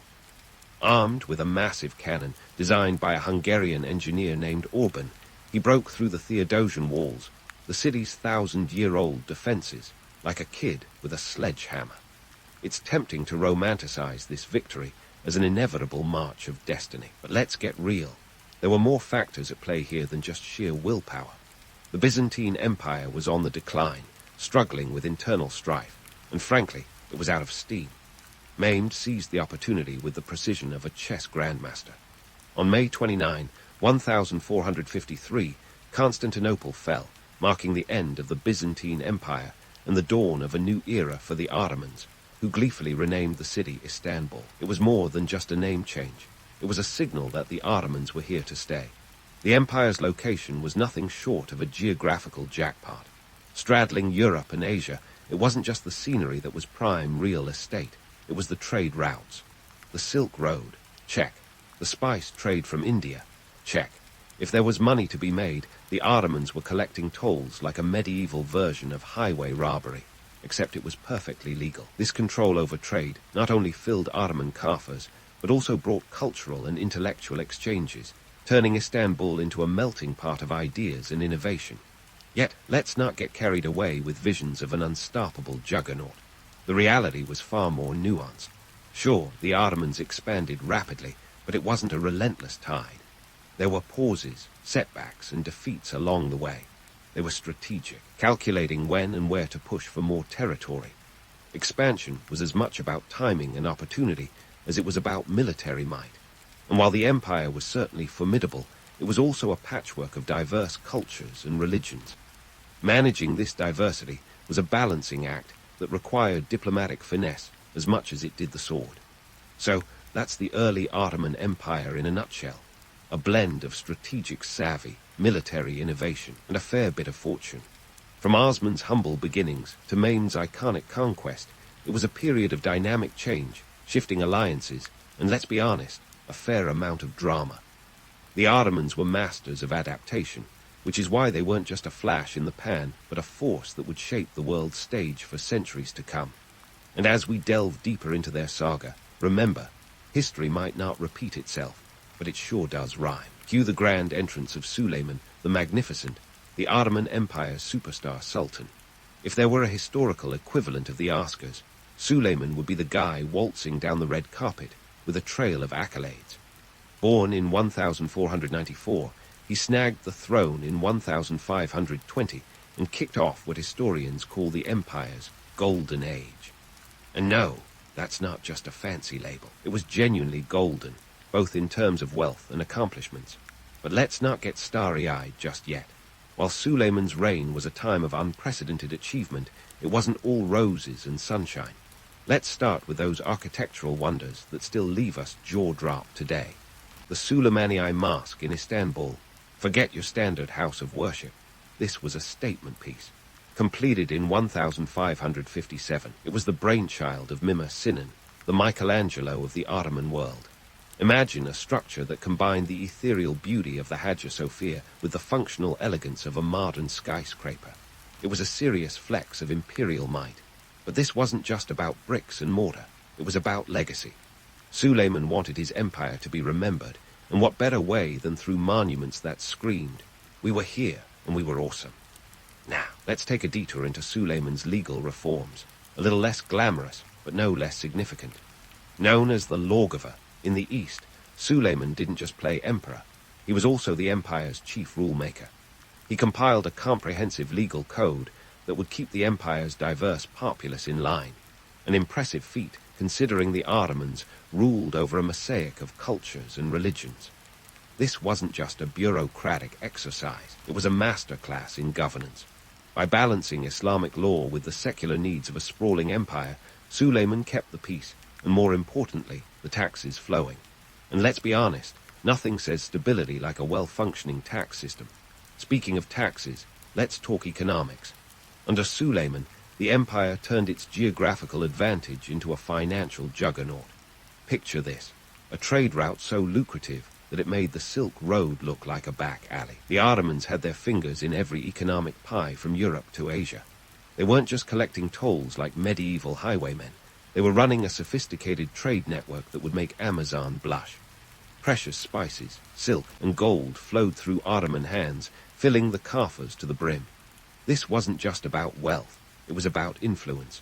Money talks, and in the 16th century, the Ottomans were practically shouting. But let's not get ahead of ourselves. The grandeur of the court life wasn't without its quirks, and let's face it, absurdities. The Ottoman palace was a theater of opulence, with every day a new act in the grand play of diplomacy and intrigue. The harems, the eunuchs, the endless ceremonies. It was a world so elaborate it makes Buckingham Palace look like a minimalist's dream. Yet beneath the silk curtains and gold-threaded rugs were the brutal realities of power. Palace coups, poisonings, and betrayals were as much a part of the court as the lavish banquets. Suleiman's court was a paradox, beautifully extravagant yet perilously precarious. Now, what about the military? Oh, the Ottomans were no slouches on that front either. Under Suleiman, the empire's military prowess reached its zenith. The janissaries, the elite infantry units, were the empire's not-so-secret weapon. These guys were taken as boys from Christian families, converted to Islam, and trained to be the ultimate fighting force. A bit dystopian, sure, but effective. The Ottomans expanded their territory with the precision of a surgeon wielding a scalpel. From the Battle of Mohacs in 1526, where they crushed the Hungarians, to the sieges of Vienna, the Ottomans demonstrated that their military might was nothing to scoff at. But let's not sugarcoat it. Their conquests were brutal, often leaving a trail of destruction in their wake. Yet, despite all these accomplishments, the empire under Suleiman was not invincible. The seeds of future challenges were already being sown. The sheer size of the empire, while impressive, made it a beast to manage. Administrative inefficiency and corruption began to creep in, like termites in a wooden beam. And while Suleiman was certainly magnificent, he was also a man, susceptible to the same flaws and foibles as any ruler. He fell victim to palace intrigue, and his later years were marred by personal tragedy and political strife. His beloved son Mustafa was executed on charges of treason, a decision that haunted Suleiman to his grave. So there you have it, Suleiman's reign, a tapestry of brilliance and brutality, innovation and intrigue. The empire was at its peak, but the cracks were beginning to show. And as we delve deeper into the ever-complicated saga of the Ottomans, remember, even the mightiest of empires are, at their core, human endeavors, complete with all the messiness that entails. Stay tuned as we unravel more of this historical epic, where the line between grandeur and folly is often blurred. Amidst all the grandeur and chaos of Suleiman's reign, let's zoom in on the human machinery that kept the Ottoman Empire ticking, its society. Picture a jigsaw puzzle with pieces that don't quite fit, yet somehow form a functioning picture. The Ottomans called this their millet system, a nifty bit of social engineering that managed to keep a diverse population, encompassing Christians, Jews and Muslims, under one political umbrella. The word millet might sound like a breakfast cereal, but it was actually the empire's method of categorizing its people into religious communities. Each millet had its own leader, laws, and even tax systems, allowing people to live by their own rules, more or less. Now, before we start handing out awards for tolerance, let's unpack this. The millet system was a pragmatic solution to a thorny issue, how to rule over a sprawling empire with multiple faiths. It was as much about control as it was about coexistence. Sure, the Ottomans were ahead of their time in religious inclusion. Google freedom of religion in the 16th century, and you'll mostly find blank pages. But this was no utopia. The system kept everyone in check, while ensuring the Sultan's coffers were as full as a Black Friday shopping cart. It was a balancing act, with the Sultan at the top, juggling the interests of various communities like a circus performer with one too many flaming torches. Speaking of performing under pressure, let's talk about the Janissaries, the empire's elite troops. These guys were the poster children for the Ottoman military machine, plucked from Christian families under the Devshirme system, a fancy term for the practice of taking boys from their homes, converting them to Islam, and training them to be soldiers. Think of it as a compulsory internship program with a lifetime commitment. The Janissaries were the empire's Swiss army knife, disciplined, loyal, and ready to deploy at a moment's notice. But they weren't just mindless muscle. They were also a political force, wielding enough clout to make or break a sultan. If the Janissaries were unhappy, you could bet there'd be a coup faster than you could say palace intrigue. Despite their fearsome reputation, the Janissaries were a double-edged sword. Their power grew alongside the empire, and by the 17th century, they were less about battlefield prowess and more about political maneuvering. Imagine a group of soldiers turned bureaucrats with a taste for luxury and a penchant for meddling in state affairs. Not exactly the lean, mean fighting machine they started as. This shift in priorities would come back to haunt the Ottomans, but that's a story for another day. Now, for all the talk of unity, Ottoman society wasn't exactly a harmonious choir singing cumbia. Tensions simmered beneath the surface like a pot on the verge of boiling over. Rebellions were as common as kebabs on a street corner, with provincial governors often playing the role of the rebellious teenager, testing the limits of parental authority. These governors, or beys, enjoyed a degree of autonomy that could make the Sultan's life a bureaucratic nightmare. The empire's vast size meant communication was slower than a snail on a stroll, giving governors ample room to bend the rules, sometimes downright breaking them. And let's not forget the ever-present threat of rebellion. Ottomans may have been experts at managing diversity, but they weren't immune to its challenges. In the 17th century, the Selali revolts, named after their charismatic leader Celal, swept through Anatolia, fueled by economic hardship, corruption, and the empire's inability to address the grievances of its rural population. These uprisings were a stark reminder that an empire built on the backs of its diverse subjects needed constant attention to keep from unraveling. The romantic notion of Ottoman tolerance is a captivating tale, but it's more fairy tale than fact. For all their inclusivity, the Ottomans were still an empire, and empires aren't known for their gentle touch. Taxes weren't suggestions, they were demands, often extracted with the subtlety of a sledgehammer. And while the millet system allowed for religious freedom, it didn't spare communities from being pawns in the complex chess game of imperial politics. The Ottomans were masters of realpolitik, balancing the interests of their subjects with an eye always on the prize, maintaining control over a vast, diverse, and often unruly empire. In this grand theatre, the Sultan was the director, but without a strong supporting cast of provincial governors, janissaries, and millet leaders, the show could quickly descend into chaos. Each part of Ottoman society was a cog in a machine that, while impressive, was perpetually on the brink of malfunction. It was a precarious dance, where one misstep could send the whole enterprise tumbling like a house of cards. So, as we delve further into the Ottoman saga, remember that the empire was a living, breathing organism, constantly adapting and evolving. Its society was as complex as it was compelling, a testament to the Ottomans' ingenuity, and at times, their sheer audacity. As we continue to peel back the layers of this historical onion, get ready for more tales of intrigue, power struggles, and the ever-present tension between unity and division. The Ottoman Empire was nothing if not a study in contradictions, and its story is far from finished. Stay tuned, because the best, and perhaps the most tumultuous, is yet to come. As we tiptoe into the late 17th century, the Ottoman Empire, once strutting around like the rock star of Eurasia, starts showing signs of a midlife crisis. Picture an empire that's been racing at breakneck speed for centuries, only to find its engines sputtering. It's not just a tale of fading power. It's a full-blown saga of economic woes, military setbacks, and enough administrative bungling to make any bureaucrat wince. First, let's talk money, or the lack thereof.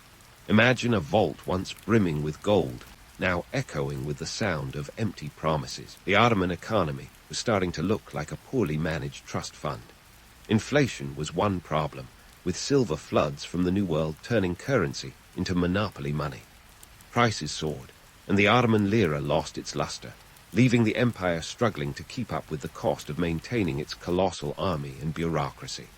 And speaking of armies, the once mighty Ottoman military wasn't the invincible juggernaut it used to be.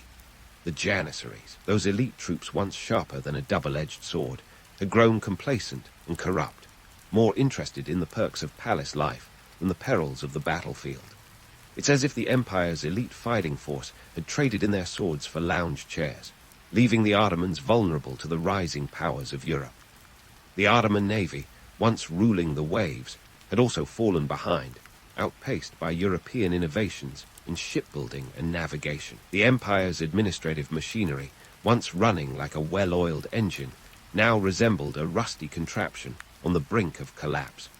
The sprawling empire was riddled with inefficiencies and corruption, with local governors acting more like feudal lords than loyal servants of the Sultan.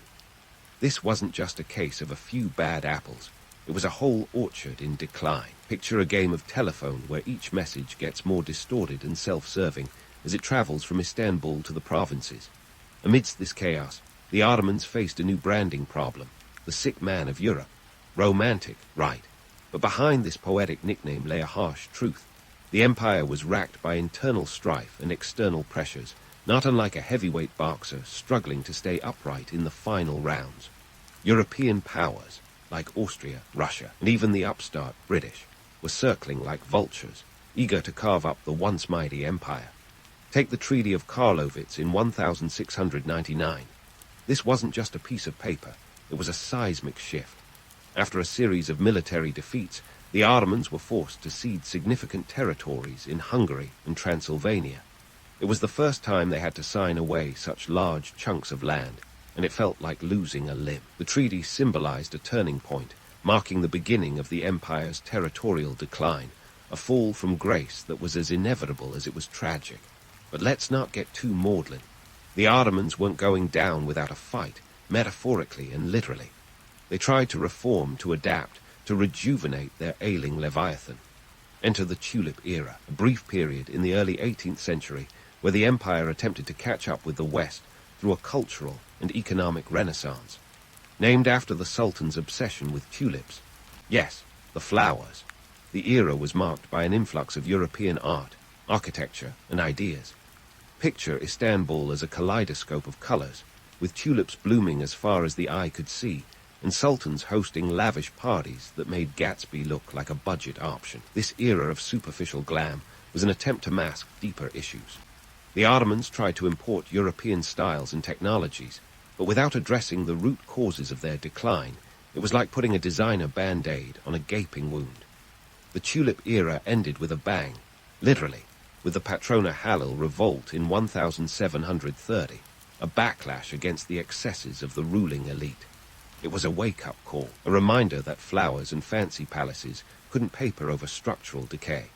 As the 18th century lumbered on, the Ottomans were stuck in a cycle of attempted reforms and inevitable setbacks. Military defeats piled up like unanswered emails.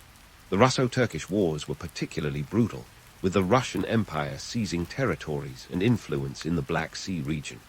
Meanwhile, the Austrians weren't just sitting around either. They were making territorial gains in the Balkans. Economic pressures continued to mount. The Ottomans, once the tollbooth operators of the global trade network, found themselves bypassed by new maritime routes. The discovery of the Americas and the Cape of Good Hope route to India meant that Europe's trade with Asia was now a sea voyage away, cutting the Ottomans out of the lucrative loop. Imagine being the bouncer at a club that's suddenly out of vogue. It's a tough gig when everyone's partying somewhere else. Internally, the empire was a powder keg. Ethnic and religious tensions simmered beneath the surface. The millet system, once a clever tool for managing diversity, was showing its age. Nationalist movements began to stir within the empire's borders, fueled by the revolutionary fervor sweeping through Europe. The Greeks, Serbs, and Bulgarians were among those starting to chafe under Ottoman rule, dreaming of independence.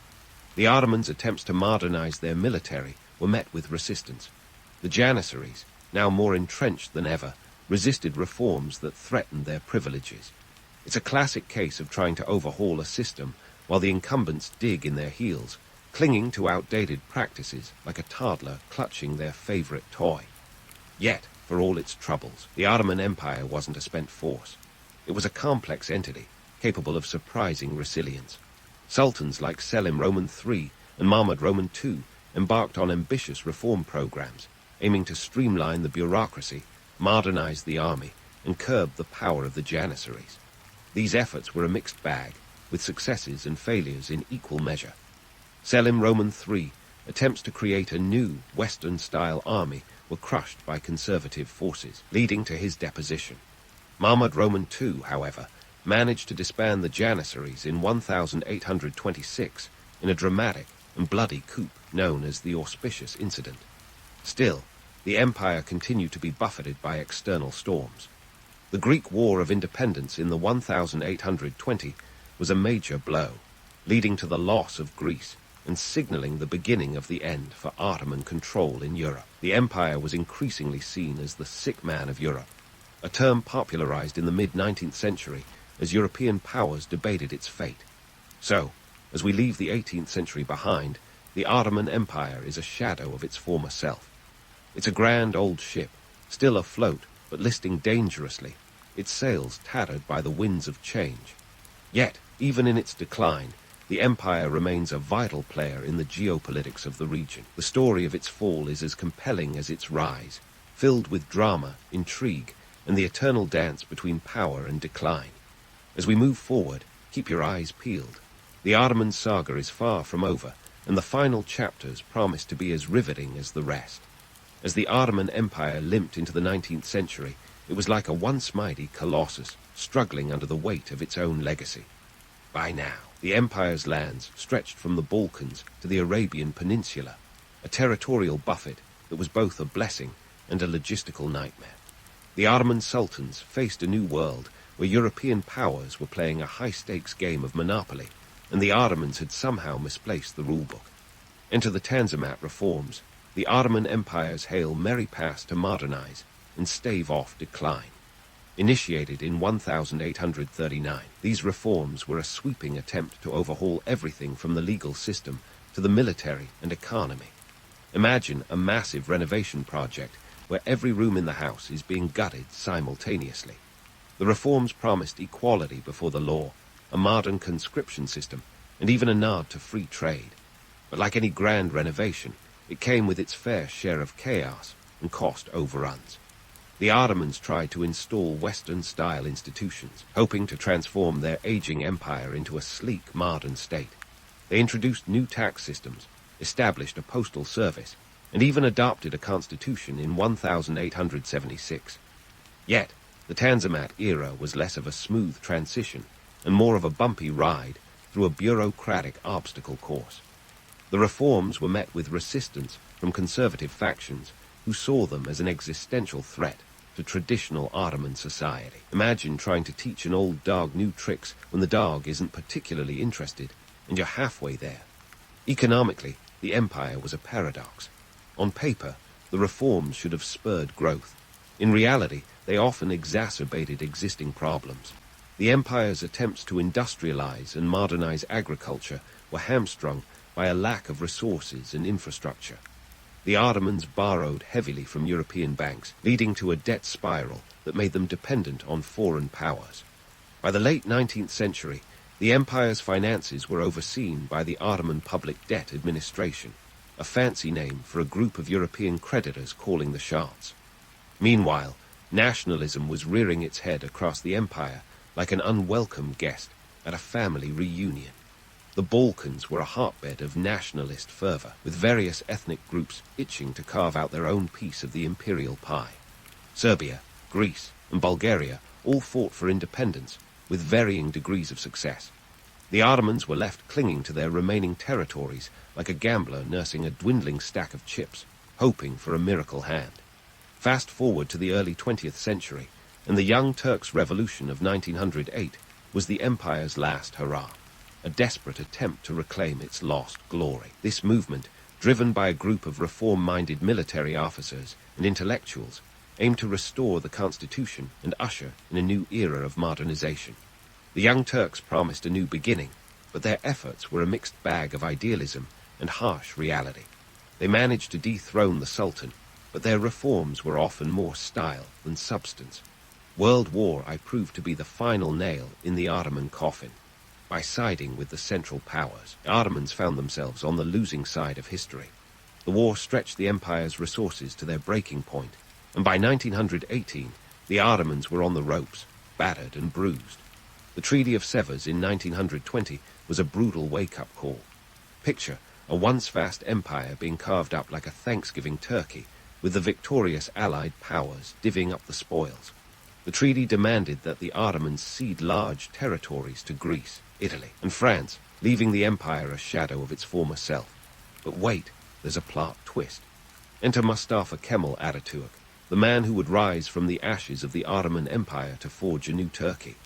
A military officer with a sharp mind and a penchant for revolutionary change, Ataturk led the Turkish War of Independence against the occupying Allied forces. His campaign was nothing short of a masterclass in determination and strategic brilliance. By 1923, the Treaty of Lausanne recognized the creation of the Republic of Turkey, with Ataturk as its first president. Ataturk's vision for Turkey was a radical departure from the Ottoman past. He embarked on a sweeping series of reforms designed to secularize and modernize the new nation.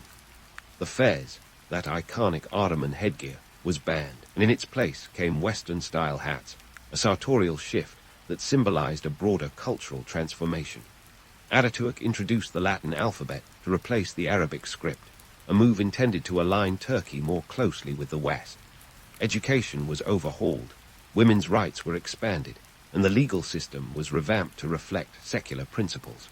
The birth of the Turkish Republic marked the end of over 600 years of Ottoman rule, a dramatic close to an epic saga. But what of the empire's legacy?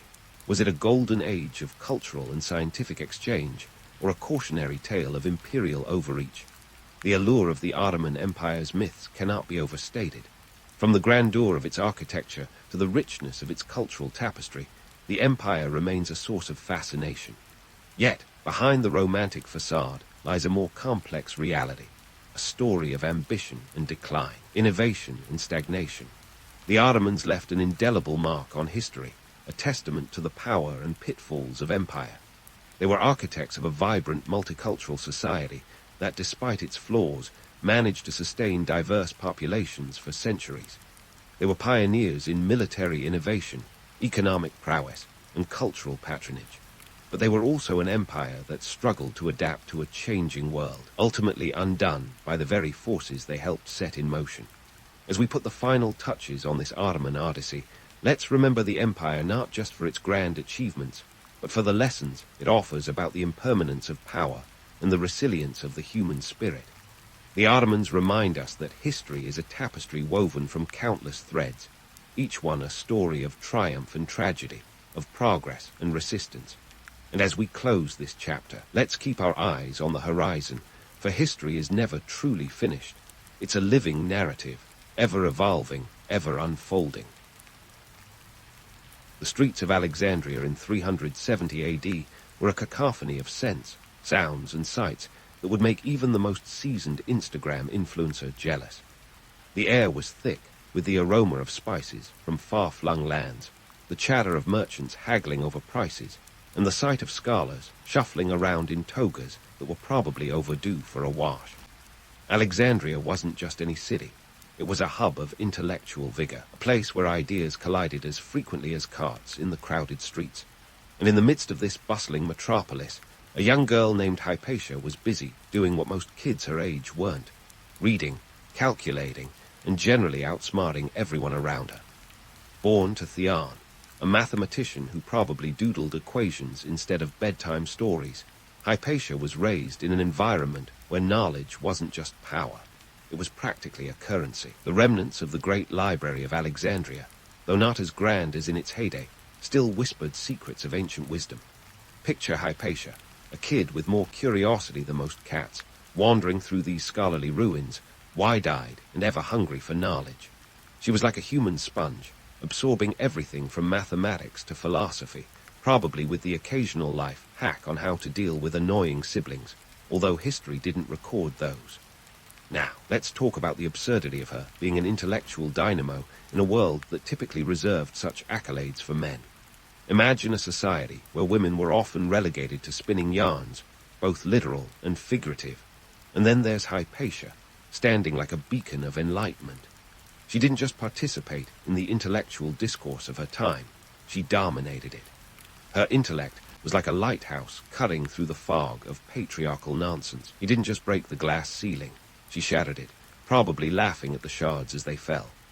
This was no small feat, considering that women in many parts of the ancient world were about as likely to be found in a classroom as a cat is to enjoy a bath. But Hypatia was different, and not just because she could do more math before breakfast than most people could in a lifetime. She had charm, wit, and enough charisma to fill a Colosseum. She was known to outsmart her peers with a kind of effortless grace that made you wonder if she was secretly a time traveler from the future. In one legendary anecdote, Hypatia was confronted by a suitor who, let's just say, wasn't interested in her for her mathematical prowess. In a move that was both brilliant and brutally dismissive, she handed him a used sanitary cloth, saying it was a reminder of what he truly desired. Talk about making a point, literally and figuratively. Her intellect was matched only by her ability to deliver a zinger that would send a lesser man scurrying back to his abacus. Hypatia's education under Theon was rigorous. Theon, who was no slouch himself, saw potential in his daughter and trained her in subjects that would make most people's heads spin: geometry, astronomy, and philosophy, to name a few. If there was a textbook on ancient STEM, Hypatia probably wrote the footnotes. She quickly became a respected teacher in her own right, holding court in the same city that once housed the greatest library the world had ever known. The city of Alexandria, with its mix of Egyptian, Greek, and Roman influences, was the perfect melting pot for Hypatia's diverse intellectual pursuits.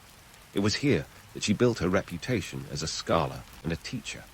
People came from near and far to hear her lectures, not just because she was a woman in a man's world, but because what she had to say was undeniably compelling. Her lessons weren't just about numbers and stars. They were about understanding the universe and our place within it. Hypatia wasn't just a star in the academic world. She was the whole constellation. Her teachings covered the works of greats like Plato and Aristotle, and she was known to engage in debates that could rival modern-day internet flame wars, only with more logic and less name-calling. She was a master of rhetoric, and could argue a point so well you'd think she was channeling a deity of wisdom. Her ability to articulate complex ideas in a way that everyone could understand made her a beloved figure in Alexandria. And let's not forget the political climate of the time, which was about as stable as a house of cards in a windstorm. Alexandria was a city under constant change, with power struggles that made Game of Thrones look like a children's story. Yet, in this ever-shifting landscape, Hypatia remained a constant, a figure of reason in a world often driven by chaos. Her legacy wasn't just in her teachings or her writings, but in the way she represented the possibility of a more enlightened society. As much as we'd love to romanticize every aspect of her life, it's important to recognize the harsh realities. Hypatia lived in a time when being a woman in academia was akin to being a cat in a dog park. Yet she didn't just survive, she thrived. She didn't ask for permission to be brilliant, she simply was. Hypatia's story is a testament to the power of intellect over ignorance and the enduring impact of a life dedicated to the pursuit of knowledge.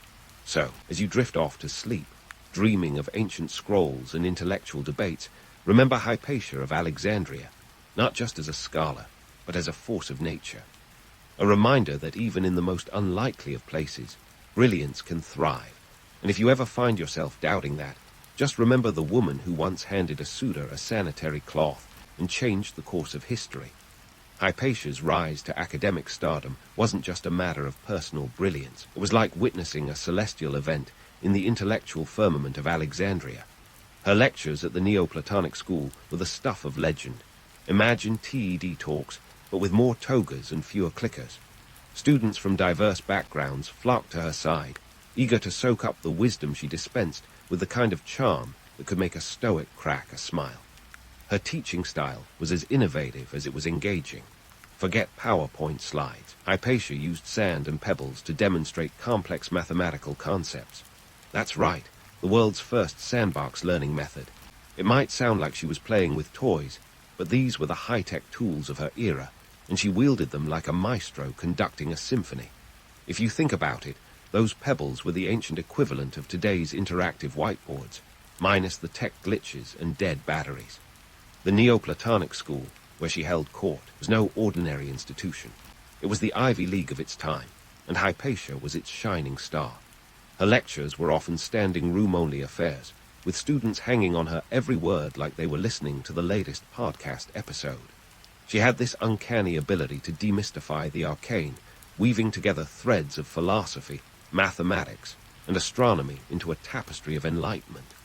It was said she could make Euclidean geometry sound like poetry, and in a world where most people struggled to do basic arithmetic, that was nothing short of miraculous.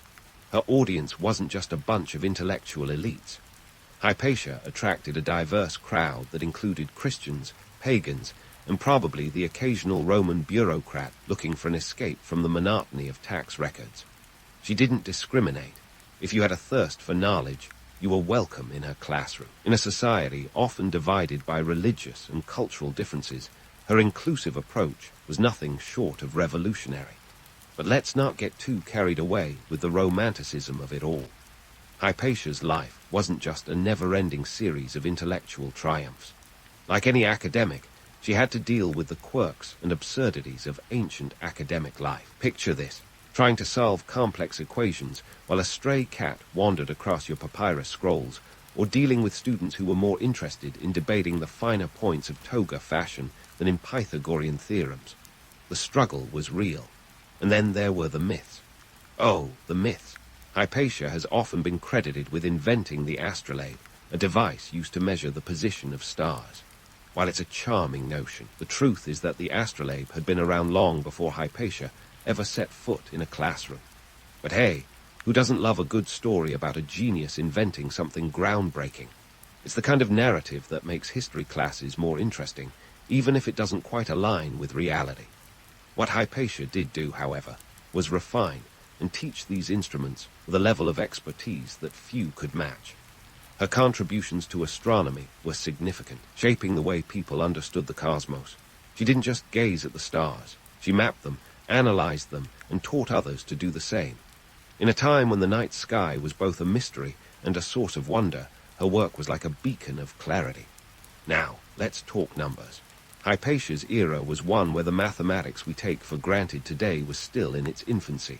She didn't just teach existing knowledge, she expanded it. Her work in algebra and geometry laid the groundwork for future generations, and her influence can be traced through the corridors of academia, echoing down the ages.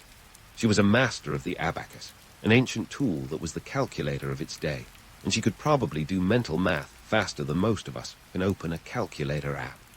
The economic context of Hypatia's time also played a role in her story. Alexandria was a bustling trade hub, a city where the exchange of ideas was as important as the exchange of goods. It was a place where the intellectual and the practical were intertwined, and Hypatia's teachings were both a reflection of and a contributor to this dynamic environment. Her ability to blend abstract thought with practical application made her teachings relevant not just to scholars, but to merchants and traders as well. In terms of political and social context, Hypatia's Alexandria was a melting pot of cultures and religions, a city where tensions simmered beneath the surface. The balance of power was as delicate as a juggler's act, and yet Hypatia managed to navigate this landscape with a grace that belied the challenges she faced. Her intellectual pursuits were a testament to the idea that knowledge could transcend the divides of her time. Of course, no discussion of Hypatia would be complete without acknowledging the darker aspects of her story. The challenges she faced were not solely academic. As a woman in a male-dominated field, she had to contend with societal norms that often saw her gender as a hurdle to be overcome rather than an asset. But she didn't just overcome these obstacles. She obliterated them, paving the way for women in academia, even if it took centuries for the world to catch up with her vision. So, as we leave Hypatia for now, poised on the cusp of even greater achievements, remember that her story is one of brilliance and resilience. She was a trailblazer in every sense of the word, and her legacy continues to inspire those who dare to defy convention and pursue knowledge against the odds. Stay tuned for more, because Hypatia's journey is far from over, and the best is yet to come. As we dive deeper into the bustling, cosmopolitan chaos of Alexandria, it's crucial to understand that this city was not just a backdrop to Hypatia's life. It was a character in its own right. Alexandria was a veritable pressure cooker of religious and cultural diversity, home to pagans, Christians, Jews, and probably a few folks who just wanted everyone to calm down so they could enjoy their hummus in peace. It was a city where philosophical debates could turn into street brawls faster than you could say Plato. And smack dab in the middle of this swirling vortex of intellectual and religious fervor was Hypatia, scholar, teacher, and occasionally unwitting mediator in the city's never-ending drama. Now, let's talk about her role as a political advisor. Hypatia didn't just hang out in the ivory tower of academia, surrounded by scrolls and students. She was a key figure in the political landscape of Alexandria, advising none other than Orsts, the Roman governor. Picture Orsts as a man trying to balance on a tightrope while juggling flaming torches. Hypatia was the sensible friend on the sidelines, offering advice and possibly a fire extinguisher. Her influence was such that her friendship with Orsts made her a significant player in the city's political chess game, one that was as cutthroat as a medieval Game of Thrones episode, minus the dragons, of course. Enter Cyril of Alexandria, the ambitious bishop whose idea of diplomacy was akin to a bull in a china shop. Cyril was not a fan of the multicultural harmony Hypatia represented. His vision for Alexandria was a city united under Christianity, and he wasn't shy about using force to achieve this. To Cyril, Hypatia was more than just an intellectual rival. She was a symbol of the old pagan world he was determined to overthrow. It was like a high-stakes game of rock, paper, scissors, where politics, religion, and philosophy clashed with often explosive results. But why was Hypatia such a big deal in this socio-political landscape? Simply put, she was the smartest kid in a school where envy and suspicion ran rampant. Her intelligence and charisma made her enemies as easily as they won her friends. The very traits that made her a beloved teacher also made her a target. Imagine being in a room full of people who resent you not just because you're the brainiest person around, but because your ideas challenge the status quo. It's like being the valedictorian in a school run by bullies who prefer their wisdom shaken, not stirred. Cyril, ever the opportunist, seized on this. He saw Hypatia's influence over Orsts as a threat to his power. In a city where allegiances shifted as easily as the Mediterranean breeze, Hypatia's close relationship with the Roman governor was a thorn in Cyril's side, a reminder that not everyone was ready to bow to his vision of a Christian-dominated Alexandria. Her presence was a beacon of intellectual diversity, a challenge to the rising tide of religious conformity that Cyril championed. Yet, the beauty of Hypatia's story lies in the fact that she never wavered in her commitment to knowledge and reason, even as the political climate around her became increasingly hostile. As tensions between different religious groups escalated, Hypatia became a symbol of intellectual freedom, a beacon for those who valued thought over dogma. But symbols can be dangerous things, especially when they threaten to topple the delicate balance of power. The socio-political struggle of the time was about more than just control. It was about shaping the identity of Alexandria itself. Hypatia's life and work were a testament to the idea that knowledge could transcend religious and cultural divides. She was a living, breathing example of the power of reason in a world that often seemed to prefer conflict to consensus.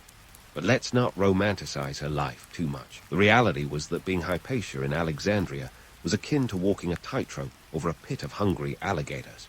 Her intellectual stance made her a target, and the envy and suspicion she aroused were very real threats.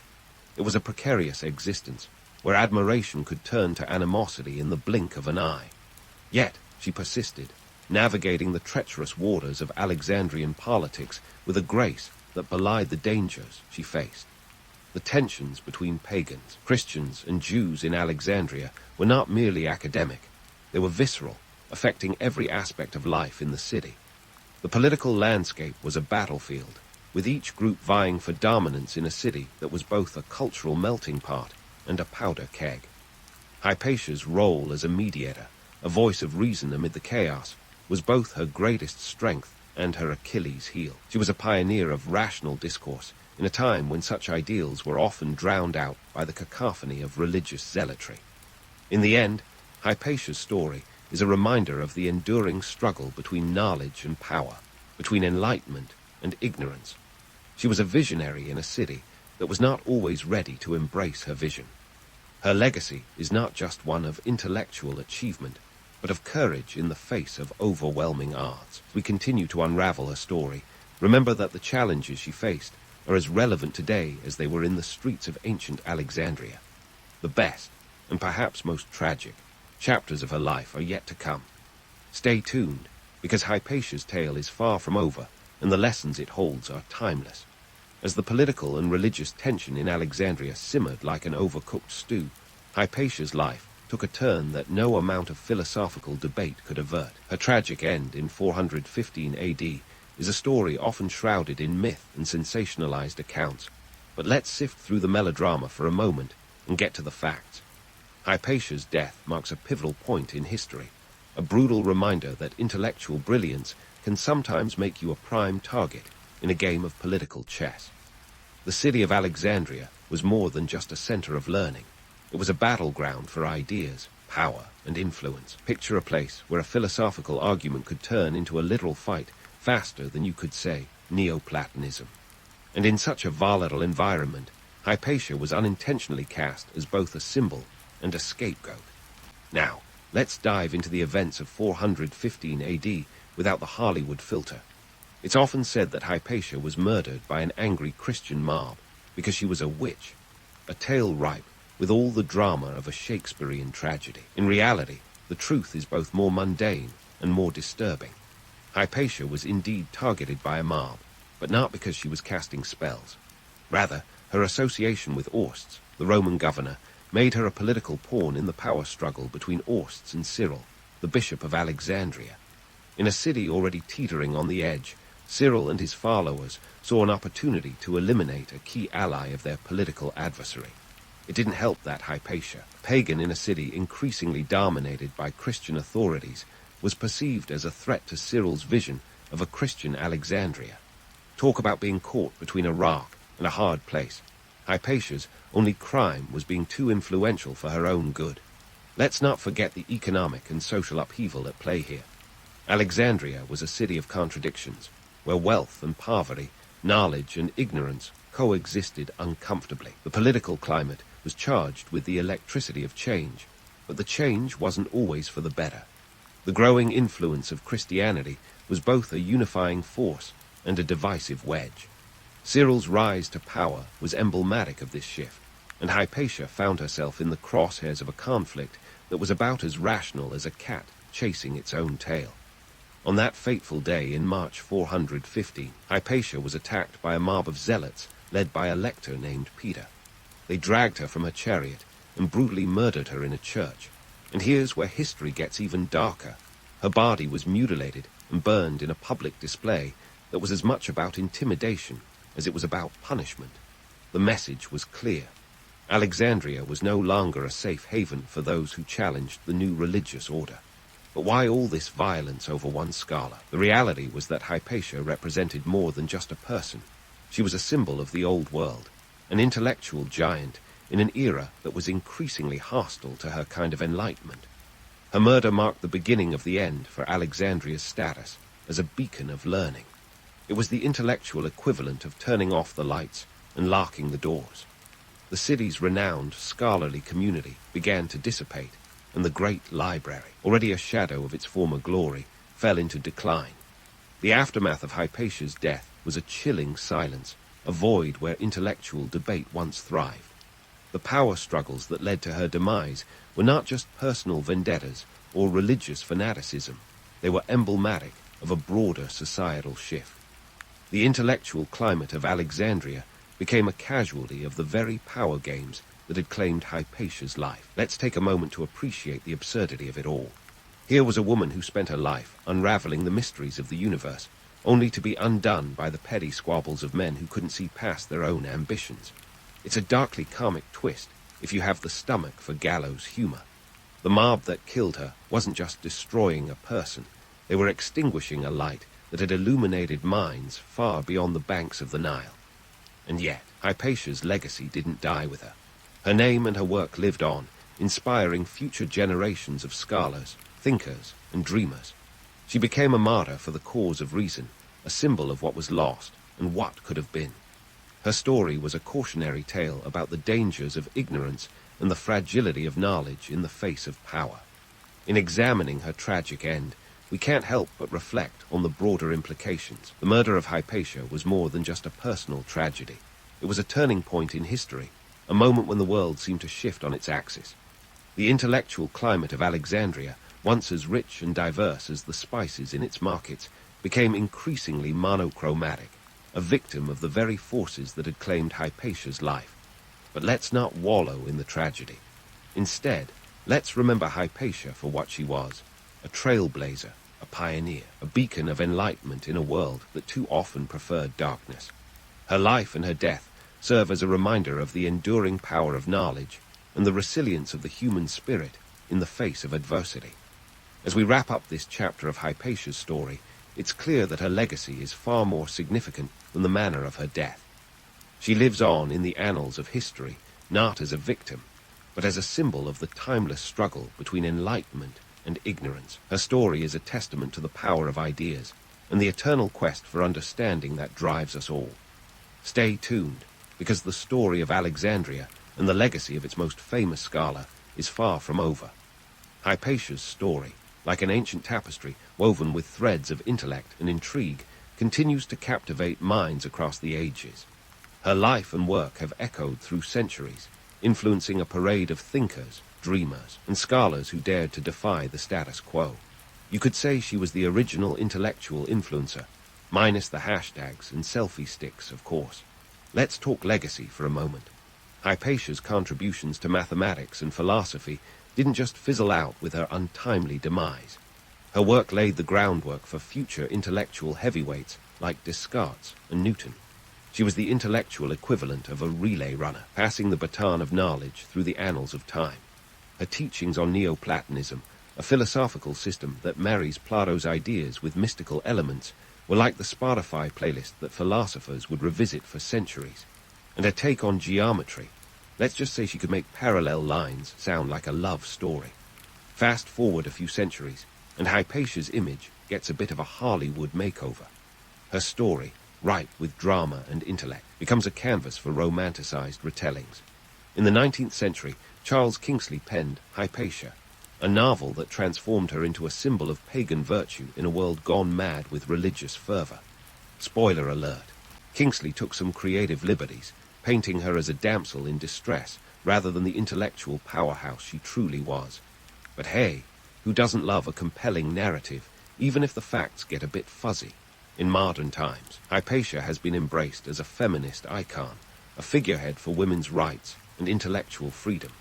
She's the poster child for breaking barriers in academia, a reminder that the glass ceiling is meant to be shattered, not polished. Her story resonates with anyone who's ever been told to stay in their lane and decided to pave a new road instead. Yet, while it's tempting to paint her solely in the colors of modern feminism, it's crucial to remember that Hypatia wasn't trying to make a statement about gender. She was simply living her truth, pursuing knowledge with a ferocity that defied the constraints of her time. Now, let's get a bit meta and question the narratives surrounding Hypatia herself. Her life has become a tale often told with a mix of wistful admiration and righteous anger over her tragic end. But in romanticizing her story, we risk glossing over the gritty realities she faced. Alexandria wasn't a hallmark card. It was a city teetering on the brink of chaos, and Hypatia was navigating a labyrinth of political, religious, and social tensions with the grace of a tightrope walker. So, while it's inspiring to see her as a beacon of enlightenment, let's not forget the razor-sharp edge of the world she lived in. Speaking of sharp edges, the courage it took for Hypatia to stand for knowledge and reason in such a tumultuous era is nothing short of remarkable. She was like a lighthouse in a storm, guiding those around her with intellect rather than ideology. In a world where the loudest voice often drowns out reason, her quiet persistence was revolutionary. Her story is a testament to the enduring importance of questioning narratives, of challenging the status quo, of asking why, when everyone else simply nods and goes along. And now, for some modern parallels. Hypatia's tale is a reminder that the pursuit of knowledge is fraught with challenges, whether you're navigating the complexities of ancient Alexandria or tackling today's digital information overload. In an era where fake news and misinformation spread faster than gossip in a Roman bathhouse, her legacy encourages us to be discerning, to seek truth amid the noise. Her life is a call to action for all of us to be more like Hypatia, curious, resilient, and unafraid to stand up for what we believe in, even when the odds are stacked against us.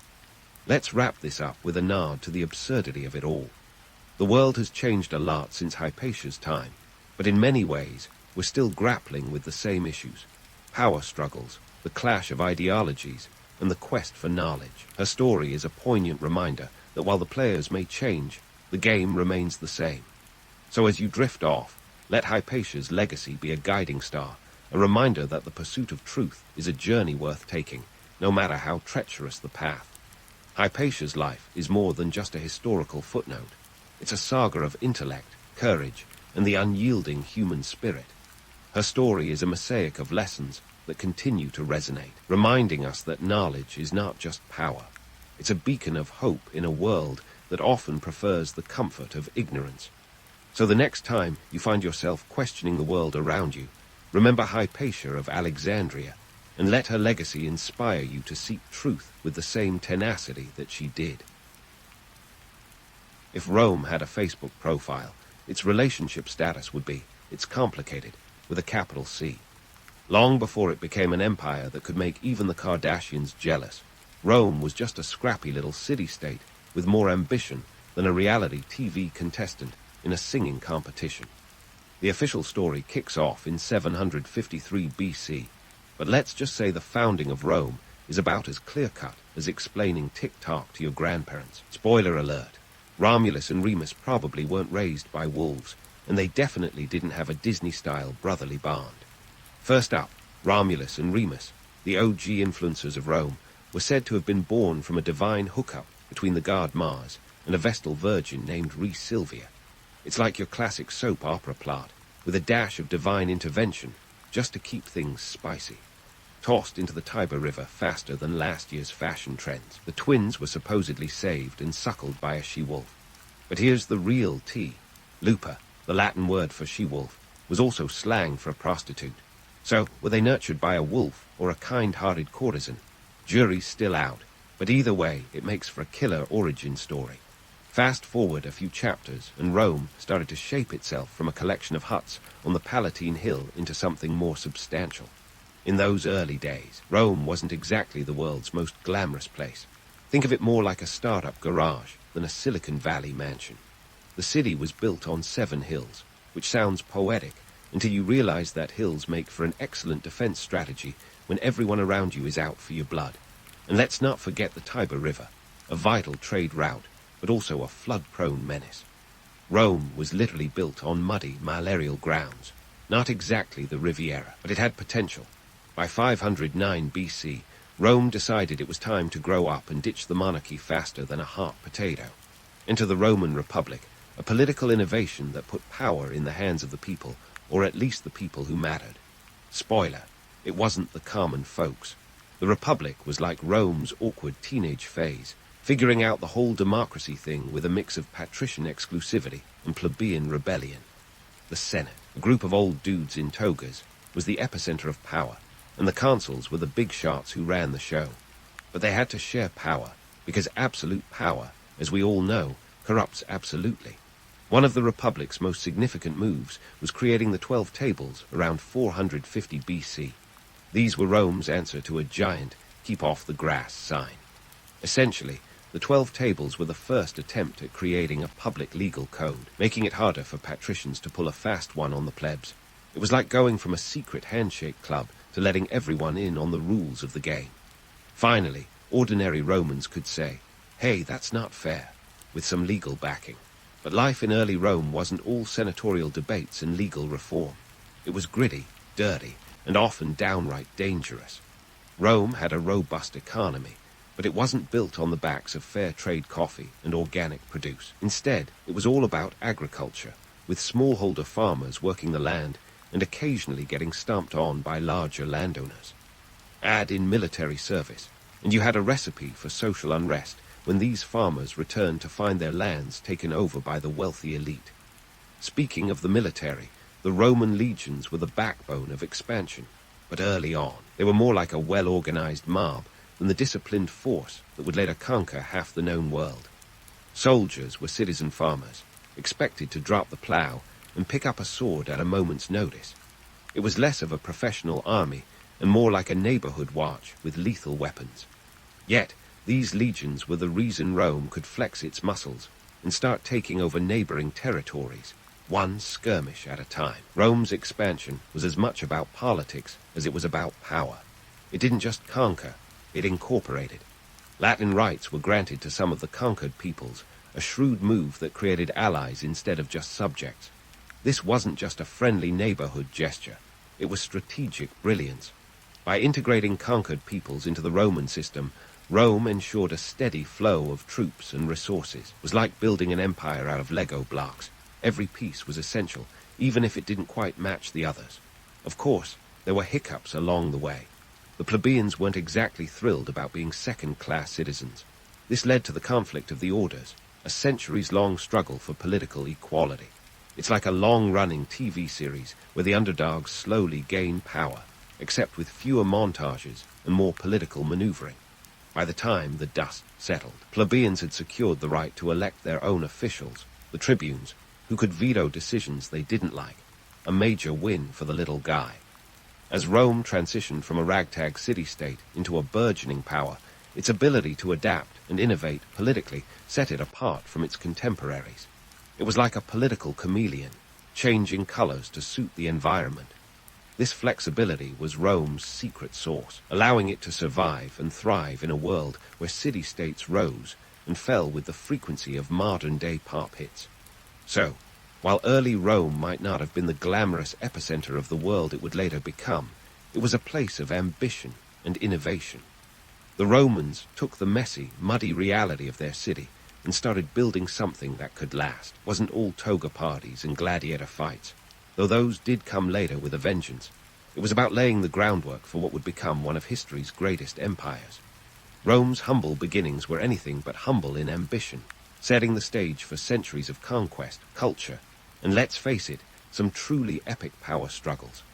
Now, as Rome was busy laying the groundwork for its imperial glow-up, across the Mediterranean, Carthage was strutting its stuff. Imagine a bustling, wealthy metropolis with prime real estate on the North African coast, like a Beverly Hills of the ancient world, minus the palm trees but with more elephants. Carthage was the place to be, a trading superpower with a navy that could make Poseidon blush. It was here that the stage was set for a clash of titans, a showdown between two burgeoning powers, each with a penchant for expansion and an ego to match. The Punic Wars, or as I like to call them, Rome versus Carthage, the ultimate smackdown, were a trilogy of conflicts that spanned over a century. The First Punic War kicked off in 264 BC, all because of a little island you might have heard of, Sicily.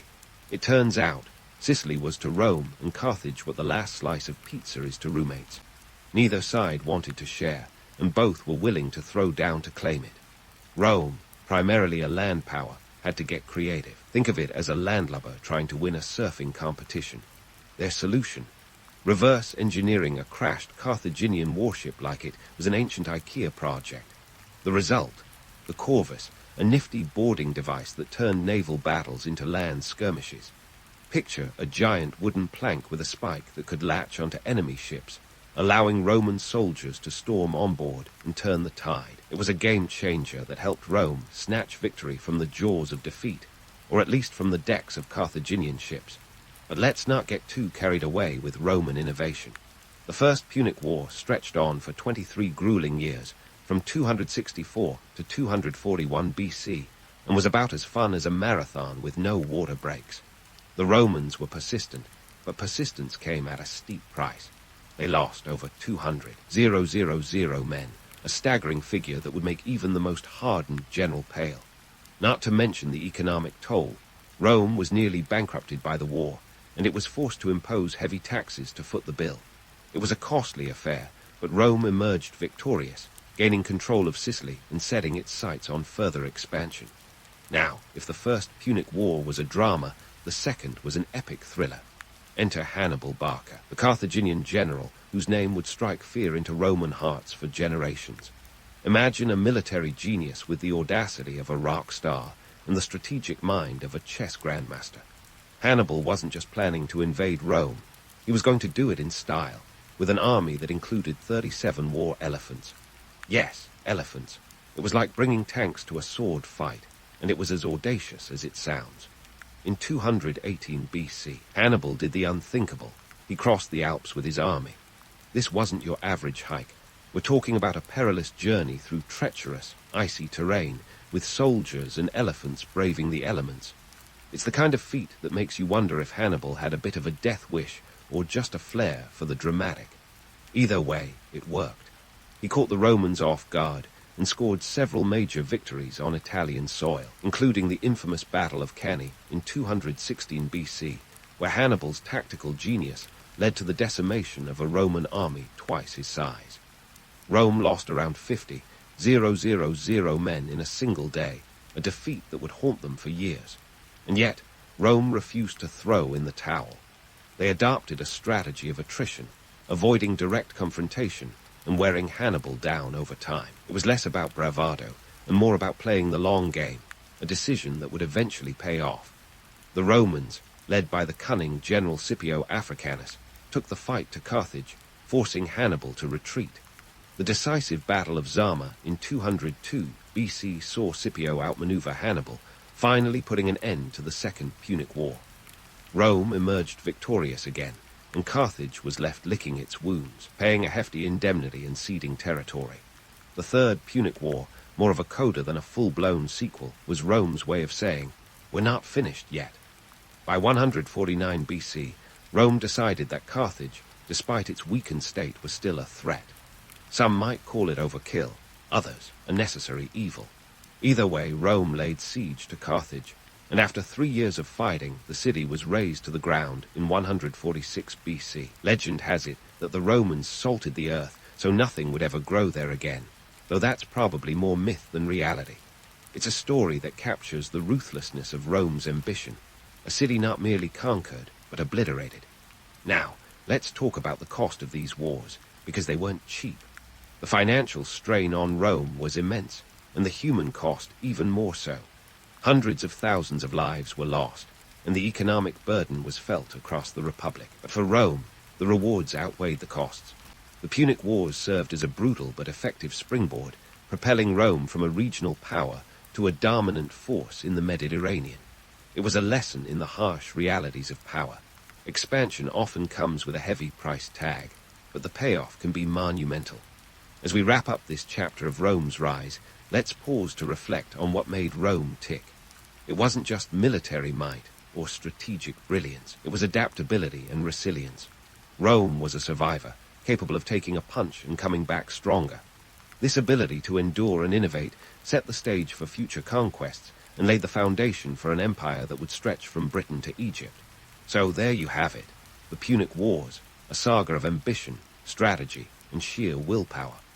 Rome's clash with Carthage was a defining moment, a testament to the lengths a republic would go to secure its place in history. It's a story of triumph and tragedy, of elephants in the Alps and cities reduced to ashes, a tale that continues to captivate and caution us about the costs of empire building.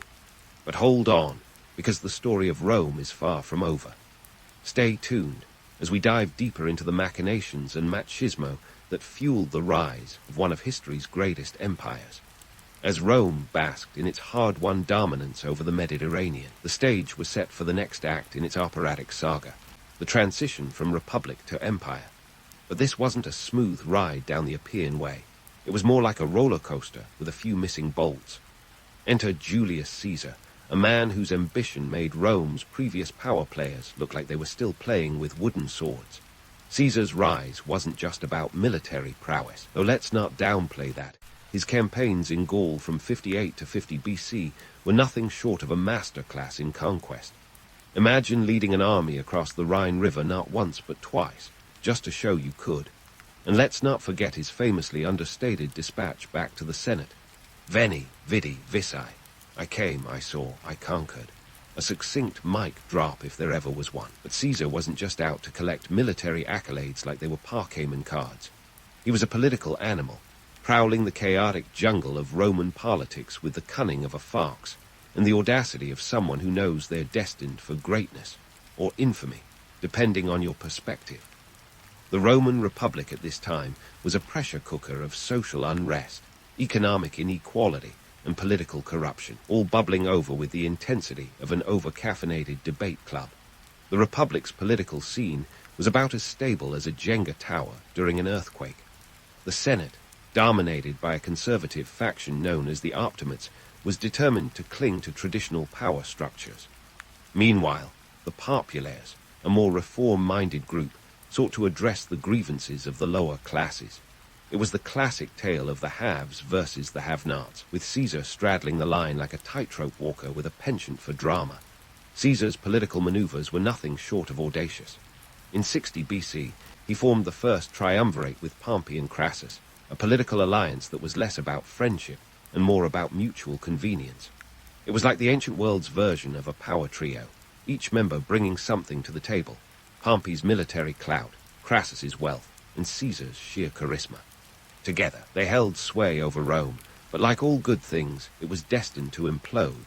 Fast forward a few years, and Caesar found himself at the Rubicon, facing a choice that would change the course of history. In 49 BC, he crossed the river with his army, a direct challenge to the Senate's authority and the point of no return. "The die is cast," he reportedly declared, before marching on Rome. Spoiler alert. This was not a move designed to win friends or influence senators. It was bold, risky, and exactly the kind of move that cemented Caesar's reputation as a maverick. The resulting civil war saw Caesar pitted against Pompey, a clash of titans that would end with Pompey's defeat and subsequent assassination in Egypt.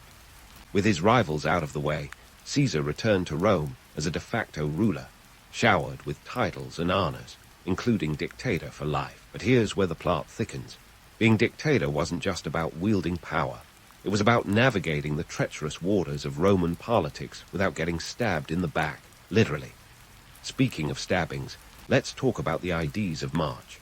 Caesar's assassination in 44 BC was the ultimate political drama, executed by a group of senators who fancied themselves as saviors of the Republic. Brutus, Cassius, and their cohorts believed they were restoring liberty, but their actions plunged Rome into further chaos. It turns out, stabbing your way to peace is about as effective as using a colander to carry water. But let's not canonize Caesar just yet. Was he a hero of the people or a tyrant in the making? The truth is, he was a complex amalgamation of both. He pushed through reforms that alleviated debt, expanded citizenship, and restructured the calendar, the latter giving us the Julian calendar, and indirectly, our modern leap year. Still, his concentration of power was a slap in the face to republican ideals, and for many, his assassination was seen as a necessary evil. Economically, Rome during Caesar's time was a mixed bag. Republic had expanded its territories, but at the cost of increasing income inequality and a reliance on slave labor that created a chasm between the elite and the commoners. The rich grew richer, buying up land and pushing small farmers to the brink of ruin. Social unrest was rife, and the populist measures Caesar supported were both a response to and a cause of the tensions that simmered beneath Rome's polished veneer. So, was Caesar the ultimate et tu, brute, drama king? In some ways, yes. He was a master of optics, understanding the power of public perception long before Instagram influencers were a thing. But he was also a product of his time, a man trying to navigate a deeply flawed system with the tools at his disposal: charm, strategic alliances, and a willingness to take risks that others wouldn't dare. As we pull back from the assassination and take stock, the transition from republic to empire was less a sudden coup and more a slow, inevitable slide. Rome was already primed for a strongman to step in and take the reins, and Caesar was simply the right man at the right, or wrong, time. So there you have it, the rise of Julius Caesar, a tale of ambition, betrayal, and the eternal tug-of-war between power and principle. The republic may have died with a dagger in its back, but the story of Rome was far from over. As we move forward, we'll see how Caesar's legacy paved the way for the emperors who would follow, turning Rome from a republic with imperial ambitions into an empire that would leave an indelible mark on history. Stay tuned for more intrigue, power plays, and the relentless march of history as Rome continues its transformation into the empire of our collective imagination. As Rome teetered on the edge of chaos following Caesar's dramatic exit, enter the man who would transform turmoil into tranquility, Augustus, or as his mother knew him, Gaius Octavius. Octavian, Julius Caesar's posthumously adopted son and heir, was about to embark on an epic journey of political acrobatics and strategic genius that would leave Machiavelli nodding in approval. First things first, let's address the not-so-glamorous beginnings of Octavian, who was only 18 when he inherited not just Caesar's fortune, but also a republic in shambles. This was a guy with a big job ahead, kind of like handing the keys to a Ferrari to someone who's just passed their driver's test. But Octavian wasn't just any teenager. He had ambition in spades and played the long game like a chess grandmaster. Except his pawns were legions, and his opponents, well, they often ended up on the wrong side of a sword. After Caesar's assassination, Rome was essentially a three-ring circus of power struggles, with Mark Antony, Lepidus, and Octavian juggling the chaos through the formation of the second triumvirate in 43 BC. Think of it as a political ménage à trois, where each member had their own agenda but shared a common goal: get rid of Caesar's assassins. Spoiler alert, they succeeded, but not without turning Rome into a blood-soaked stage for their power plays. Now, while the triumvirate was busy putting heads on spikes, Octavian was plotting his next move. He realized that to beat Antony, he needed to win the hearts and minds of the Senate and the Roman people. Enter the masterclass in PR that would make any modern spin doctor weep with envy. Octavian painted Antony as a hedonistic traitor, cavorting with Cleopatra over in Egypt like a reality TV star gone rogue. Meanwhile, Octavian presented himself as the quintessential Roman hero, sober, stoic, and with a keen eye on Roman virtues. The Battle of Actium in 31 BC was the clash that sealed the deal. Octavian's fleet, led by his right-hand man Agrippa, outmaneuvered Antony and Cleopatra's forces in a naval showdown that would make any blockbuster director drool. With their defeat, Antony and Cleopatra chose to exit stage left in a dramatic double suicide, leaving Octavian as the last man standing. With his rivals out of the picture, Octavian returned to Rome not as a conqueror, but as a restorer of peace, a narrative he was more than happy to cultivate. In 27 BC, he cleverly offered to lay down his extraordinary powers, only for the Senate to reluctantly allow him to keep them, bestowing upon him the title Augustus, meaning the revered one. It was a masterstroke of political theatre, and Augustus pulled it off with a finesse that would have made Shakespeare proud. Augustus's reign marked the beginning of the Pax Romana, a period of relative peace and stability that stretched for over 2 centuries. It was, in many ways, a golden era of Roman expansion and prosperity. But let's not get carried away with romanticized visions of a toga-clad utopia. The Pax Romana was built on the backs of a vast military machine and a network of roads that could rival any modern infrastructure project. Augustus understood that to keep the peace, you needed a big stick. Well, in this case, a lot of big sticks, each manned by a legionary ready to pummel any potential uprisings. Economically, Augustus was no slouch either. He implemented reforms that stabilized the Roman currency, established a professional standing army, and initiated public works projects that created jobs and beautified the city. He famously boasted, "I found Rome a city of bricks and left it a city of marble." A bit of hyperbole, sure, but credit where credit's due. His building projects were nothing short of transformative. Yet, behind the facade of marble and the veneer of peace, not all was as idyllic as Augustus's carefully curated image suggested. The legendary aqueducts that brought water to the city were also conduits for lead poisoning, a hazard that would have given any modern health inspector nightmares. And then there were the emperors that followed, some of whom were less savior and more savage. But let's save those juicy tidbits for later. Augustus's reign was also a masterclass in balancing power. He maintained the illusion of a republic while holding the reins of an empire, a delicate dance that involved keeping the Senate happy enough not to revolt, but powerless enough not to challenge him. It was a tightrope act that required the diplomatic skills of a seasoned negotiator and the ruthlessness of a mob boss. As for Augustus's personal life, well, let's just say it was as colorful as one might expect from the ruler of an empire. His marriage to Livia Drusilla was politically advantageous, and she proved to be a formidable partner, though not without her own ambitions and machinations. Rumors abounded about her influence over Augustus and the alleged poisonings of potential rivals. True or not, these stories added a layer of intrigue to an already complex imperial soap opera. Despite the polished exterior, Augustus's rule was not without its challenges. There were rebellions, political conspiracies, and the ever-present threat of assassination. But Augustus managed to keep a firm grip on power until his death in AD 14, at the ripe old age of 75, a testament to his political savvy and perhaps a little luck. So, what's the takeaway from Augustus's reign? In a nutshell, he was the architect of Rome's transition from a republic to an empire, transformation that was as much about perception as it was about policy. Augustus understood the power of image, the importance of stability, and the necessity of a little bit of fear mixed with a lot of admiration. He left behind a legacy that would shape the Roman world for centuries, a blueprint for how to wield power with a blend of charm, cunning, and an occasional show of force. As we wrap up this chapter, remember that Augustus was more than just Rome's first emperor. He was a master of reinvention, a shrewd operator in the game of power, and a testament to the enduring allure of a well-crafted narrative. And while the Pax Romana may have been a golden age, it was also a reminder of the complexities and contradictions at the heart of an empire.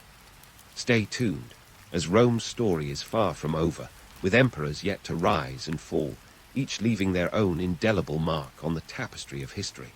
So, if Augustus was the architect of Rome's empire house, then Trajan was the guy who added a few extra floors and threw in a couple of swimming pools for good measure. Under Trajan, who reigned from 98 to 117 AD, Rome didn't just sit on its laurels. It went on a conquering spree that would make even the most ambitious real estate mogul blush. Trajan expanded the empire to its greatest extent, stretching from the sands of the Sahara to the moors of Scotland. His reign was like Rome's version of a global takeover, with the empire covering roughly 5 million square kilometers. That's like squeezing half of modern Europe under Roman rule. Talk about having a big backyard. But before we get too starry-eyed about Rome's sunny days, let's take a closer look at what was really going on under Trajan's golden veneer. Sure, he was hailed as Optimus Princeps, or the best ruler, by the Senate, but his successes came with a cost. Trajan's expansive campaigns, including his famous conquest of Dacia, modern-day Romania, were not just about glory, they were about gold. Dacia's rich mines were a prime target, and when Trajan's legions finally subdued the region in 106 AD, the spoils were immense. Roman coffers were filled with enough gold and silver to fund public works, pay the army, and throw a few lavish games for good measure. It was like hitting the jackpot, but with swords and shields instead of slot machines. Yet beneath the gilded surface, cracks were beginning to show. The empire's relentless expansion was like a game of Jenga, with each new province adding another precarious layer. Maintaining such a vast territory required a military presence so extensive it stretched Rome's resources thin. Imagine trying to hold a party in a mansion with only a handful of staff. Chaos would be the order of the day. The legions, once a symbol of Roman might, were now tasked with putting out fires across the empire, from rebellious Britons to restless Parthians. It was a logistical nightmare, and the strain was starting to show. Then came the economic strains. The coinage of the realm, once backed by the spoils of conquest, began to falter. Inflating the currency became a quick fix, devaluing the denarius in a way that would make any central banker cringe. Inflation was as persistent as a bad penny, and the financial pressures only compounded the empire's woes. The grandiosity of Rome's infrastructure came at a steep cost, with roads, aqueducts, and colossal monuments siphoning off the wealth even as they symbolized Rome's glory. And let's not forget the human element. As the empire grew, so did the complexity of its governance. Corruption became as much a staple of Roman politics as the toga, with officials more interested in lining their pockets than in public service. The famed Roman virtues of discipline and duty were increasingly overshadowed by greed and graft, a toxic mix that would erode the very foundations of the empire. By the time we hit the later emperors, things were getting downright Byzantine, literally. Constantine the Great, ruling from 306 to 337 AD, made the bold move of establishing a new capital, Constantinople, in 330 AD. It was a strategic masterstroke, placing the seat of power closer to the empire's eastern frontiers, but it also signaled a shift in Rome's center of gravity. The western half of the empire, with Rome at its heart, was increasingly sidelined, like an aging starlet overshadowed by a newer, shinier ingenuine. As the 5th century rolled around, the Western Roman Empire was a shadow of its former self, beset by invasions from the Huns, Goths, and Vandals, each eager to carve out their piece of Roman pie. The sack of Rome by the Visigoths in 410 AD was a wake-up call, a stark reminder that even the mighty could fall. But it was the deposition of Romulus Augustulus in 476 AD that marked the traditional end of the Western Roman Empire. Ironically named after Rome's legendary founder, Romulus was less of a ruler and more of a puppet, his ousting by the Germanic chieftain Odoacer a mere formality in the grand scheme of Rome's decline. The empire hadn't so much fallen as it had quietly crumbled, its once mighty roar reduced to a whimper. So, what went wrong? In a word, complexity. Rome's expansion brought about a tangled web of logistics, economics, and politics that even the most adept administrators struggled to manage. The myth of Rome's invincibility was just that, a myth.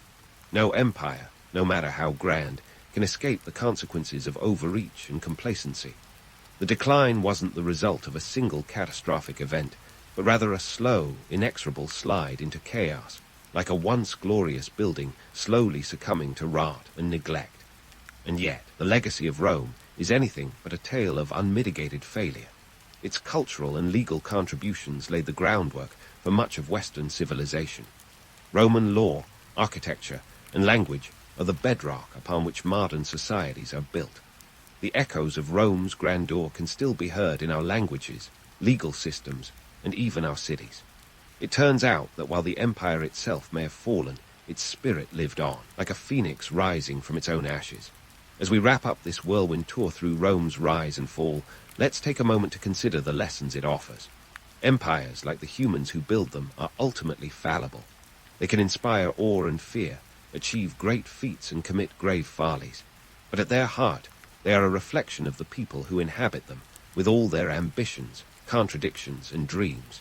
In Rome's story, we see the potential and pitfalls of power, the delicate balance between expansion and sustainability, and the enduring truth that history, while prone to repetition, is not without its lessons. In the end, Rome was both a beacon and a warning, a testament to human endeavor and a reminder of its limits.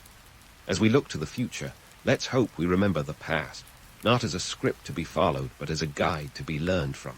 After all, those who forget history are doomed to repeat it, but those who study it might just find a way to write a better story. So, here's to Rome, the eternal city that, despite its fall, never truly died. Until next time, keep questioning, keep learning, and never underestimate the power of a good toga party. In the grand theater of human drama, some stories start small, like really small. Take Cyrus the Great, the guy who turned a scrappy little tribe into the Persian Empire, a behemoth of its time. Born around 600 BCE in the rugged lands of Anshan, in what is now Iran, young Cyrus had ambition written in his DNA. His family tree was less about branches and more about tangled vines. Think of it as a Shakespearean play with a cast of thousands, each with a dagger and a crown in their sights. Cyrus's grandpa, Astyges, was the king of Media, a guy whose paranoia levels were off the charts. A man known to see shadows in broad daylight, he was the kind of ruler who probably checked under his bed for dissidents before tucking himself in at night. Astyges had a dream, or maybe a nightmare, that his daughter, Mandane, would give birth to someone who'd overthrow him. Not one to take chances, he married her off to Cambyses I, a relatively low-key king of Anshan. Talk about a power play gone wrong. Cyrus, however, wasn't content to be a mere footnote in his grandpa's nightmares. By 559 BCE, he had taken the throne of Anshan and was eyeing the bigger picture, like turning his little kingdom into an empire that would make Astyges' Media look like a quaint province. Talk about family reunions being awkward. And here's where the story gets juicy. The ancient equivalent of corporate espionage and boardroom coups. Now, Cyrus wasn't just a guy with a sword and a dream. He was a strategic genius, a proto-Machiavellian figure who knew that the pen, or the spoken word, could be mightier than the sword. He cleverly united the Persians and the Medes, turning potential rivals into allies with promises of glory and loot, a tactic as old as time and twice as effective. He didn't just march in with an army. He orchestrated defections, sowed discord, and brokered deals that would make any modern diplomat envious. You could say he was the Steve Jobs of ancient empire building, innovative, relentless, and a bit of a visionary. Of course, the ancient version of office politics was a little more lethal. When Cyrus finally made his move against Astyges, it wasn't just a hostile takeover. It was the kind where heads literally rolled. But here's the kicker. Astyges' own army defected to Cyrus, a testament to the young upstart's charisma and the general consensus that maybe, just maybe, Grandpa needed to retire. You know you've got a problem when your employees are cheering for the competition. In 550 BCE, Cyrus officially took control of Media, effectively turning the tables on his old man's worst fears. Astyges was dethroned, and while history doesn't record his final thoughts, one imagines they weren't exactly congratulatory. Cyrus, now in command of both Media and Persia, wasn't just content with his new empire. He saw it as a springboard for even greater things, like a kid in a candy store with a very big sweet tooth. If you think the story ends there, you'd be as wrong as someone wearing socks with sandals. Cyrus had bigger fish to fry, or rather, bigger territories to conquer. But before we jump ahead, let's take a moment to appreciate the sheer audacity of his early years. A man who convinced tribes to unite under him when they'd rather be fighting each other is no small feat. It's like getting a group of cats to march in formation, near impossible without some serious charm or a very appealing incentive. Perhaps what's most fascinating about Cyrus's rise is how he managed to maintain an image as a liberator rather than a conqueror. His strategy wasn't just brute force. It was a masterclass in ancient PR. He presented himself as a restorer of order, a bringer of peace, a king who respected the customs and religions of the lands he conquered. This wasn't just good manners, it was good business. Empires built on fear tend to crumble quickly, while those built on mutual benefit have a bit more staying power. As for the empire-building logistics, one can only imagine the scene. A dusty caravan of scribes, military strategists, and perhaps the ancient equivalent of motivational speakers, all plotting the next move. Cyrus understood that to keep an empire running smoothly, you needed more than just soldiers. You needed roads for trade, a postal system for communication, and laws that people could believe in. And yes, you needed a skilled team to keep the whole thing from imploding, a lesson modern corporations would do well to remember. So as Cyrus the Great took his seat at the head of a burgeoning empire, he wasn't just a king, he was the architect of a new world order. His early life was a blend of cunning, courage, and a fair bit of luck. The kind of story that, despite its ancient setting, feels oddly familiar, a tale of ambition, family drama, and the relentless pursuit of power. And if we're honest, who doesn't love a good underdog story, especially when the underdog ends up rewriting the rulebook? With the stage set for his empire's expansion, Cyrus the Great wasn't about to rest on his laurels. Instead, he was eyeing the horizon with the kind of ambition that makes even overachievers seem lackluster. Get ready, because things are about to get real, real strategic, real bloody, and occasionally downright absurd. Let's talk about the Battle of Thymbra in 547 BCE, a showdown that could put any modern chess match to shame. Cyrus faced off against Croesus, the fabulously wealthy king of Lydia. Now, Croesus wasn't just any king. He was the guy whose name became synonymous with unimaginable wealth. Imagine the ancient world's version of a tech billionaire, complete with golden thrones and a penchant for extravagance. But here's the kicker. Croesus was also cocky enough to underestimate Cyrus, a mistake that would cost him dearly. Before we dive into the nitty-gritty, let's set the scene. Croesus had assembled a formidable army, confident in his numbers, and his shiny cavalry units decked out in the ancient equivalent of sports cars. But Cyrus wasn't fazed. He countered with a strategy that was both brilliant and unconventional. Picture this, a battlefield where the Persians used camels to scatter the Lydian horses. Horses, it turns out, are not fans of camels. Who knew? Cyrus did, and it worked like a charm. The numbers game was no joke here. Croesus had approximately 70,000 troops, while Cyrus fielded around 50,000. Yet, Cyrus's tactical acumen made all the difference. He realigned his forces, placing archers and infantry at strategic points, effectively turning the Lydian cavalry into a non-factor. It was a masterclass in using terrain and psychology to outmaneuver a seemingly superior foe. But let's not sugarcoat it. The Battle of Thymbra was brutal. Forget the sanitized version of warfare, often romanticized in myths. This was hand-to-hand combat, with soldiers slogging it out in the dirt, blood, and chaos. Cyrus's victory was as much about grit and determination as it was about clever tactics. And while the romanticized version might paint Cyrus as a benevolent conqueror, the reality was far grimmer. His win was a testament to the harsh truths of empire expansion.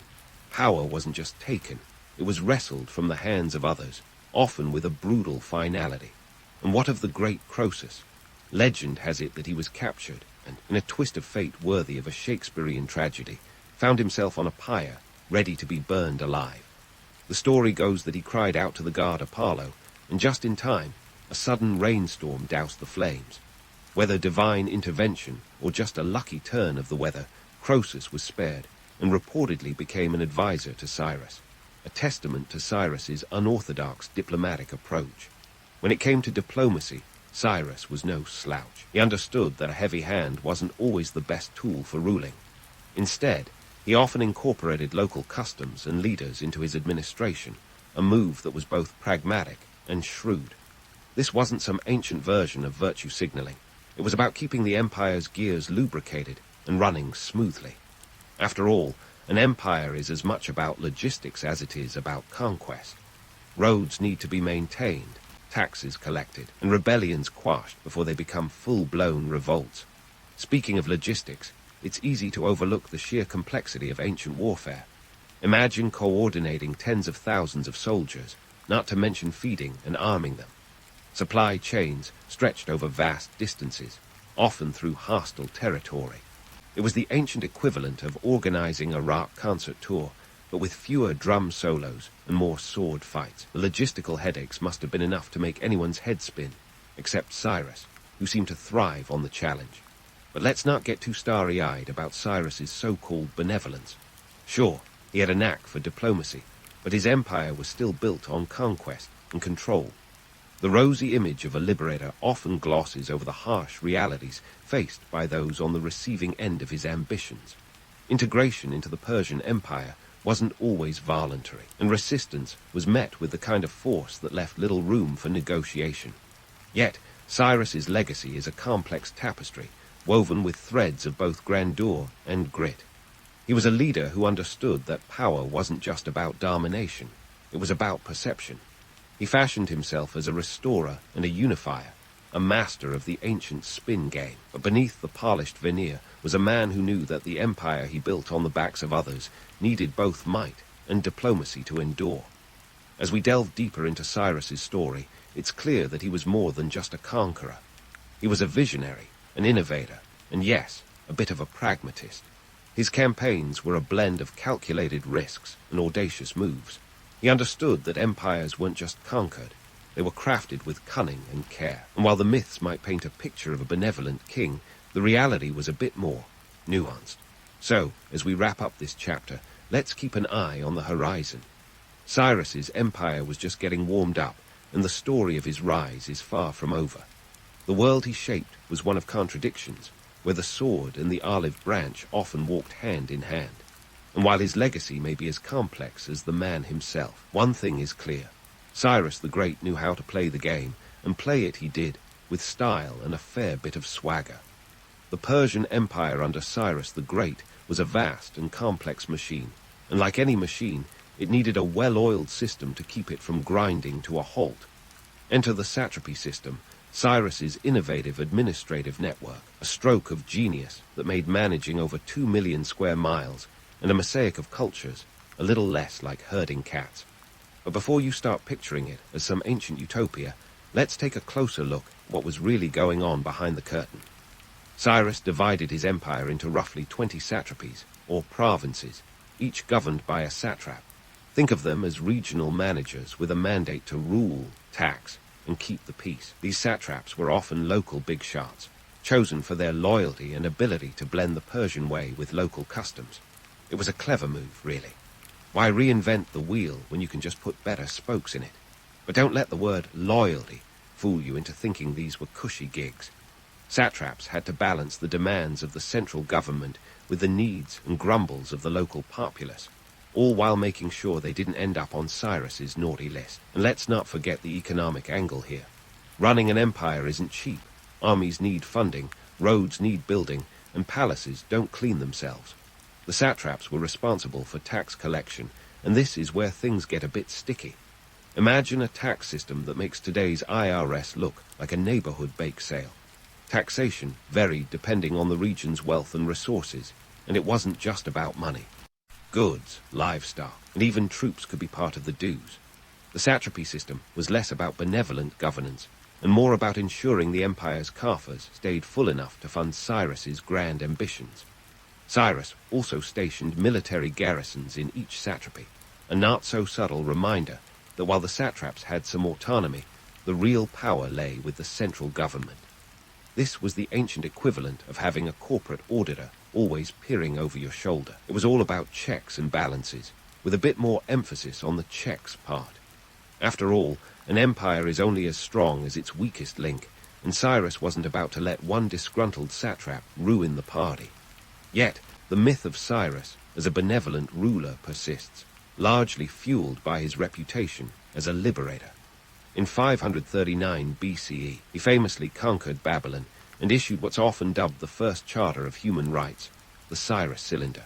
It proclaimed the freedom of religious practices and the return of deported peoples to their homelands. A PR masterstroke, sure, but let's not get carried away. While the Cylinder painted Cyrus as a champion of the oppressed, it was also a shrewd political move to gain favor and stabilize newly acquired regions. It was as much about consolidating power as it was about magnanimity. Now, onto the nitty-gritty of governance. Communication across such a vast empire was no small feat. Cyrus established a sophisticated postal system known as the Angarium, which some say was the precursor to today's mail services.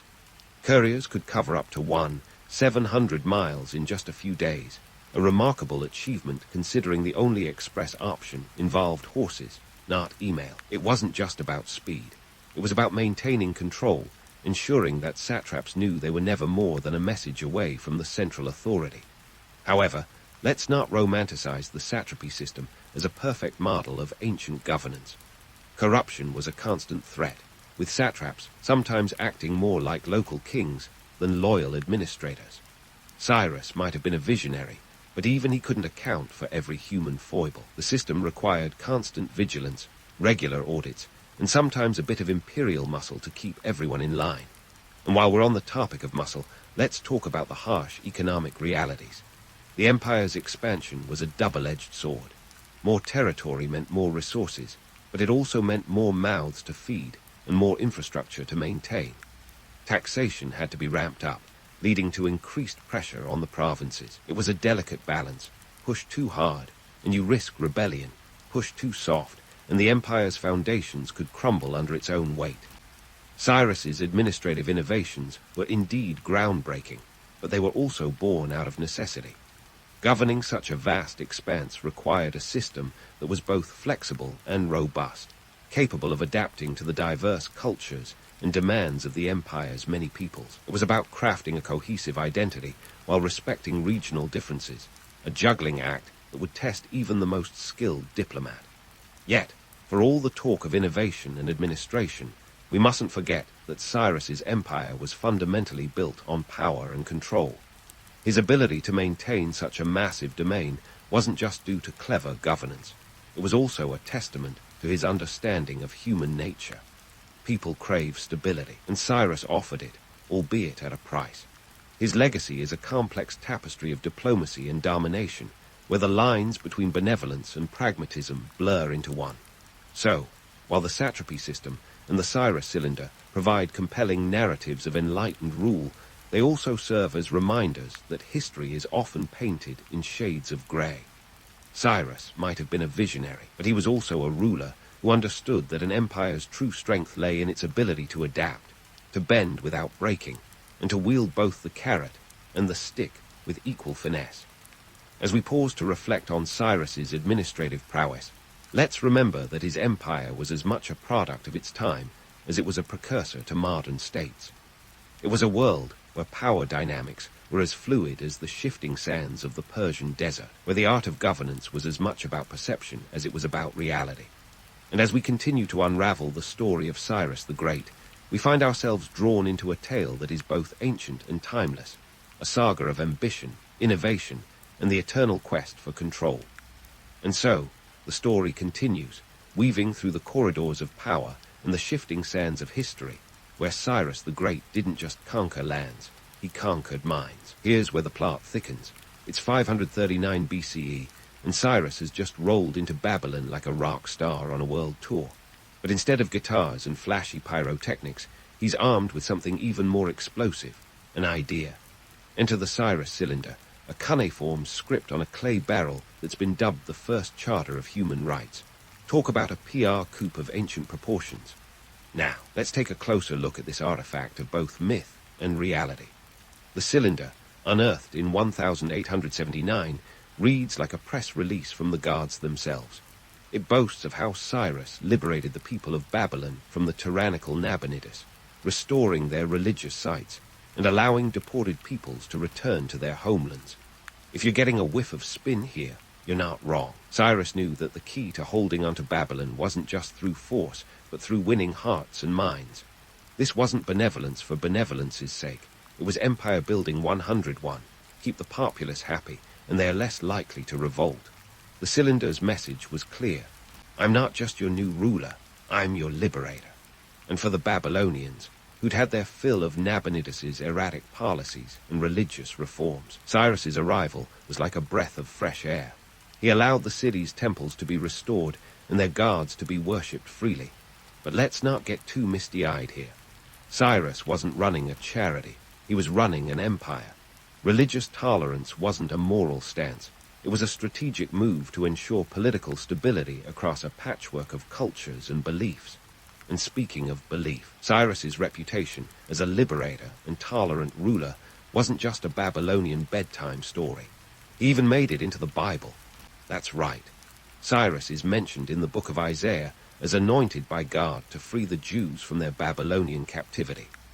The Jews returned to Jerusalem to rebuild their temple, and Cyrus gained a spot in religious history, not to mention a few brownie points from the divine. But was this a divine revelation, or just another shrewd political maneuver? You decide. Let's not kid ourselves. Cyrus's religious policies weren't just about keeping the peace. They were about creating a narrative, a story where he was the hero, the benevolent king who respected local customs and guards.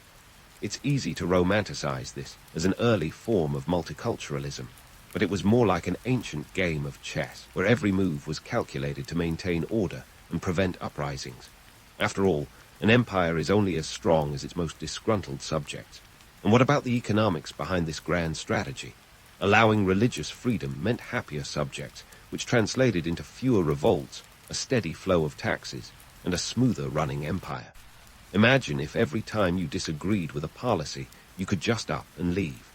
Chaos, right? Cyrus's tolerance was less about love and more about logistics. Keep the temples open, keep the people content, and keep the tax revenue flowing. It was a win-win, as long as you were on the right side of the equation. Now, before you start thinking of Cyrus as a saint in a chariot, let's debunk the myth of his universal tolerance. Sure, he was tolerant as long as it suited his political interests. But step out of line, and you'd soon find out that the Persian army wasn't just for parades. The notion of a universally benevolent ruler is as much a fairy tale as dragons and damsels in distress. Cyrus was a pragmatist, and his policies reflected the cold, hard realities of ruling over a vast and diverse empire. Let's also consider the sheer scale of this empire. At its peak, the Achaemenid Empire stretched across 3 continents, from the Indus River in the east to the Aegean Sea in the west. Managing such a colossal domain required more than just a knack for diplomacy. It demanded a keen understanding of human nature and a willingness to wield power with both a firm hand and a soft touch. Cyrus's religious policies were as much about maintaining this delicate balance as they were about any genuine commitment to pluralism. But here's the kicker. Even with all this calculated tolerance, Cyrus managed to build a legacy that's endured for millennia. His image as a just and fair ruler has persisted, despite the harsher realities of his reign. The Cyrus cylinder has been hailed as an early declaration of human rights, and his story has been woven into the fabric of countless cultures and religions. It's a testament to the power of narrative, where the lines between myth and history blur into a tapestry as intricate as the Persian rugs that would later become famous. So, as we ponder the legacy of Cyrus the Great, let's remember that his story is more than just a tale of conquest and control. It's a saga of ambition, vision, and strategic brilliance. He was a ruler who understood that the key to an enduring empire lay not just in its armies, but in the hearts of its people. And while the myths may paint him as a benevolent liberator, the reality was a bit more complex, a story of power, politics, and the eternal dance between myth and reality. And there you have it. Cyrus the Great, the man who turned tolerance into a tool of empire, who wielded belief like a weapon, and whose legacy continues to captivate our imagination. As we prepare to delve deeper into the final chapters of his life, let's keep our eyes open for the twists and turns that make history not just a collection of dates and events, but a living, breathing drama of human ambition and the quest for greatness.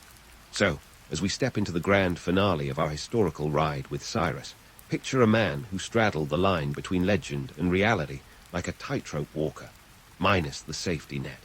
By 530 BCE, Cyrus the Great had built an empire that stretched its fingers across 3 continents and tickled the borders of what we now call civilization. He wasn't just a king. He was the King of Kings, a title that sounds like something out of a superhero comic, but carried the weight of an empire on his shoulders. But let's not get ahead of ourselves with the capes and crowns.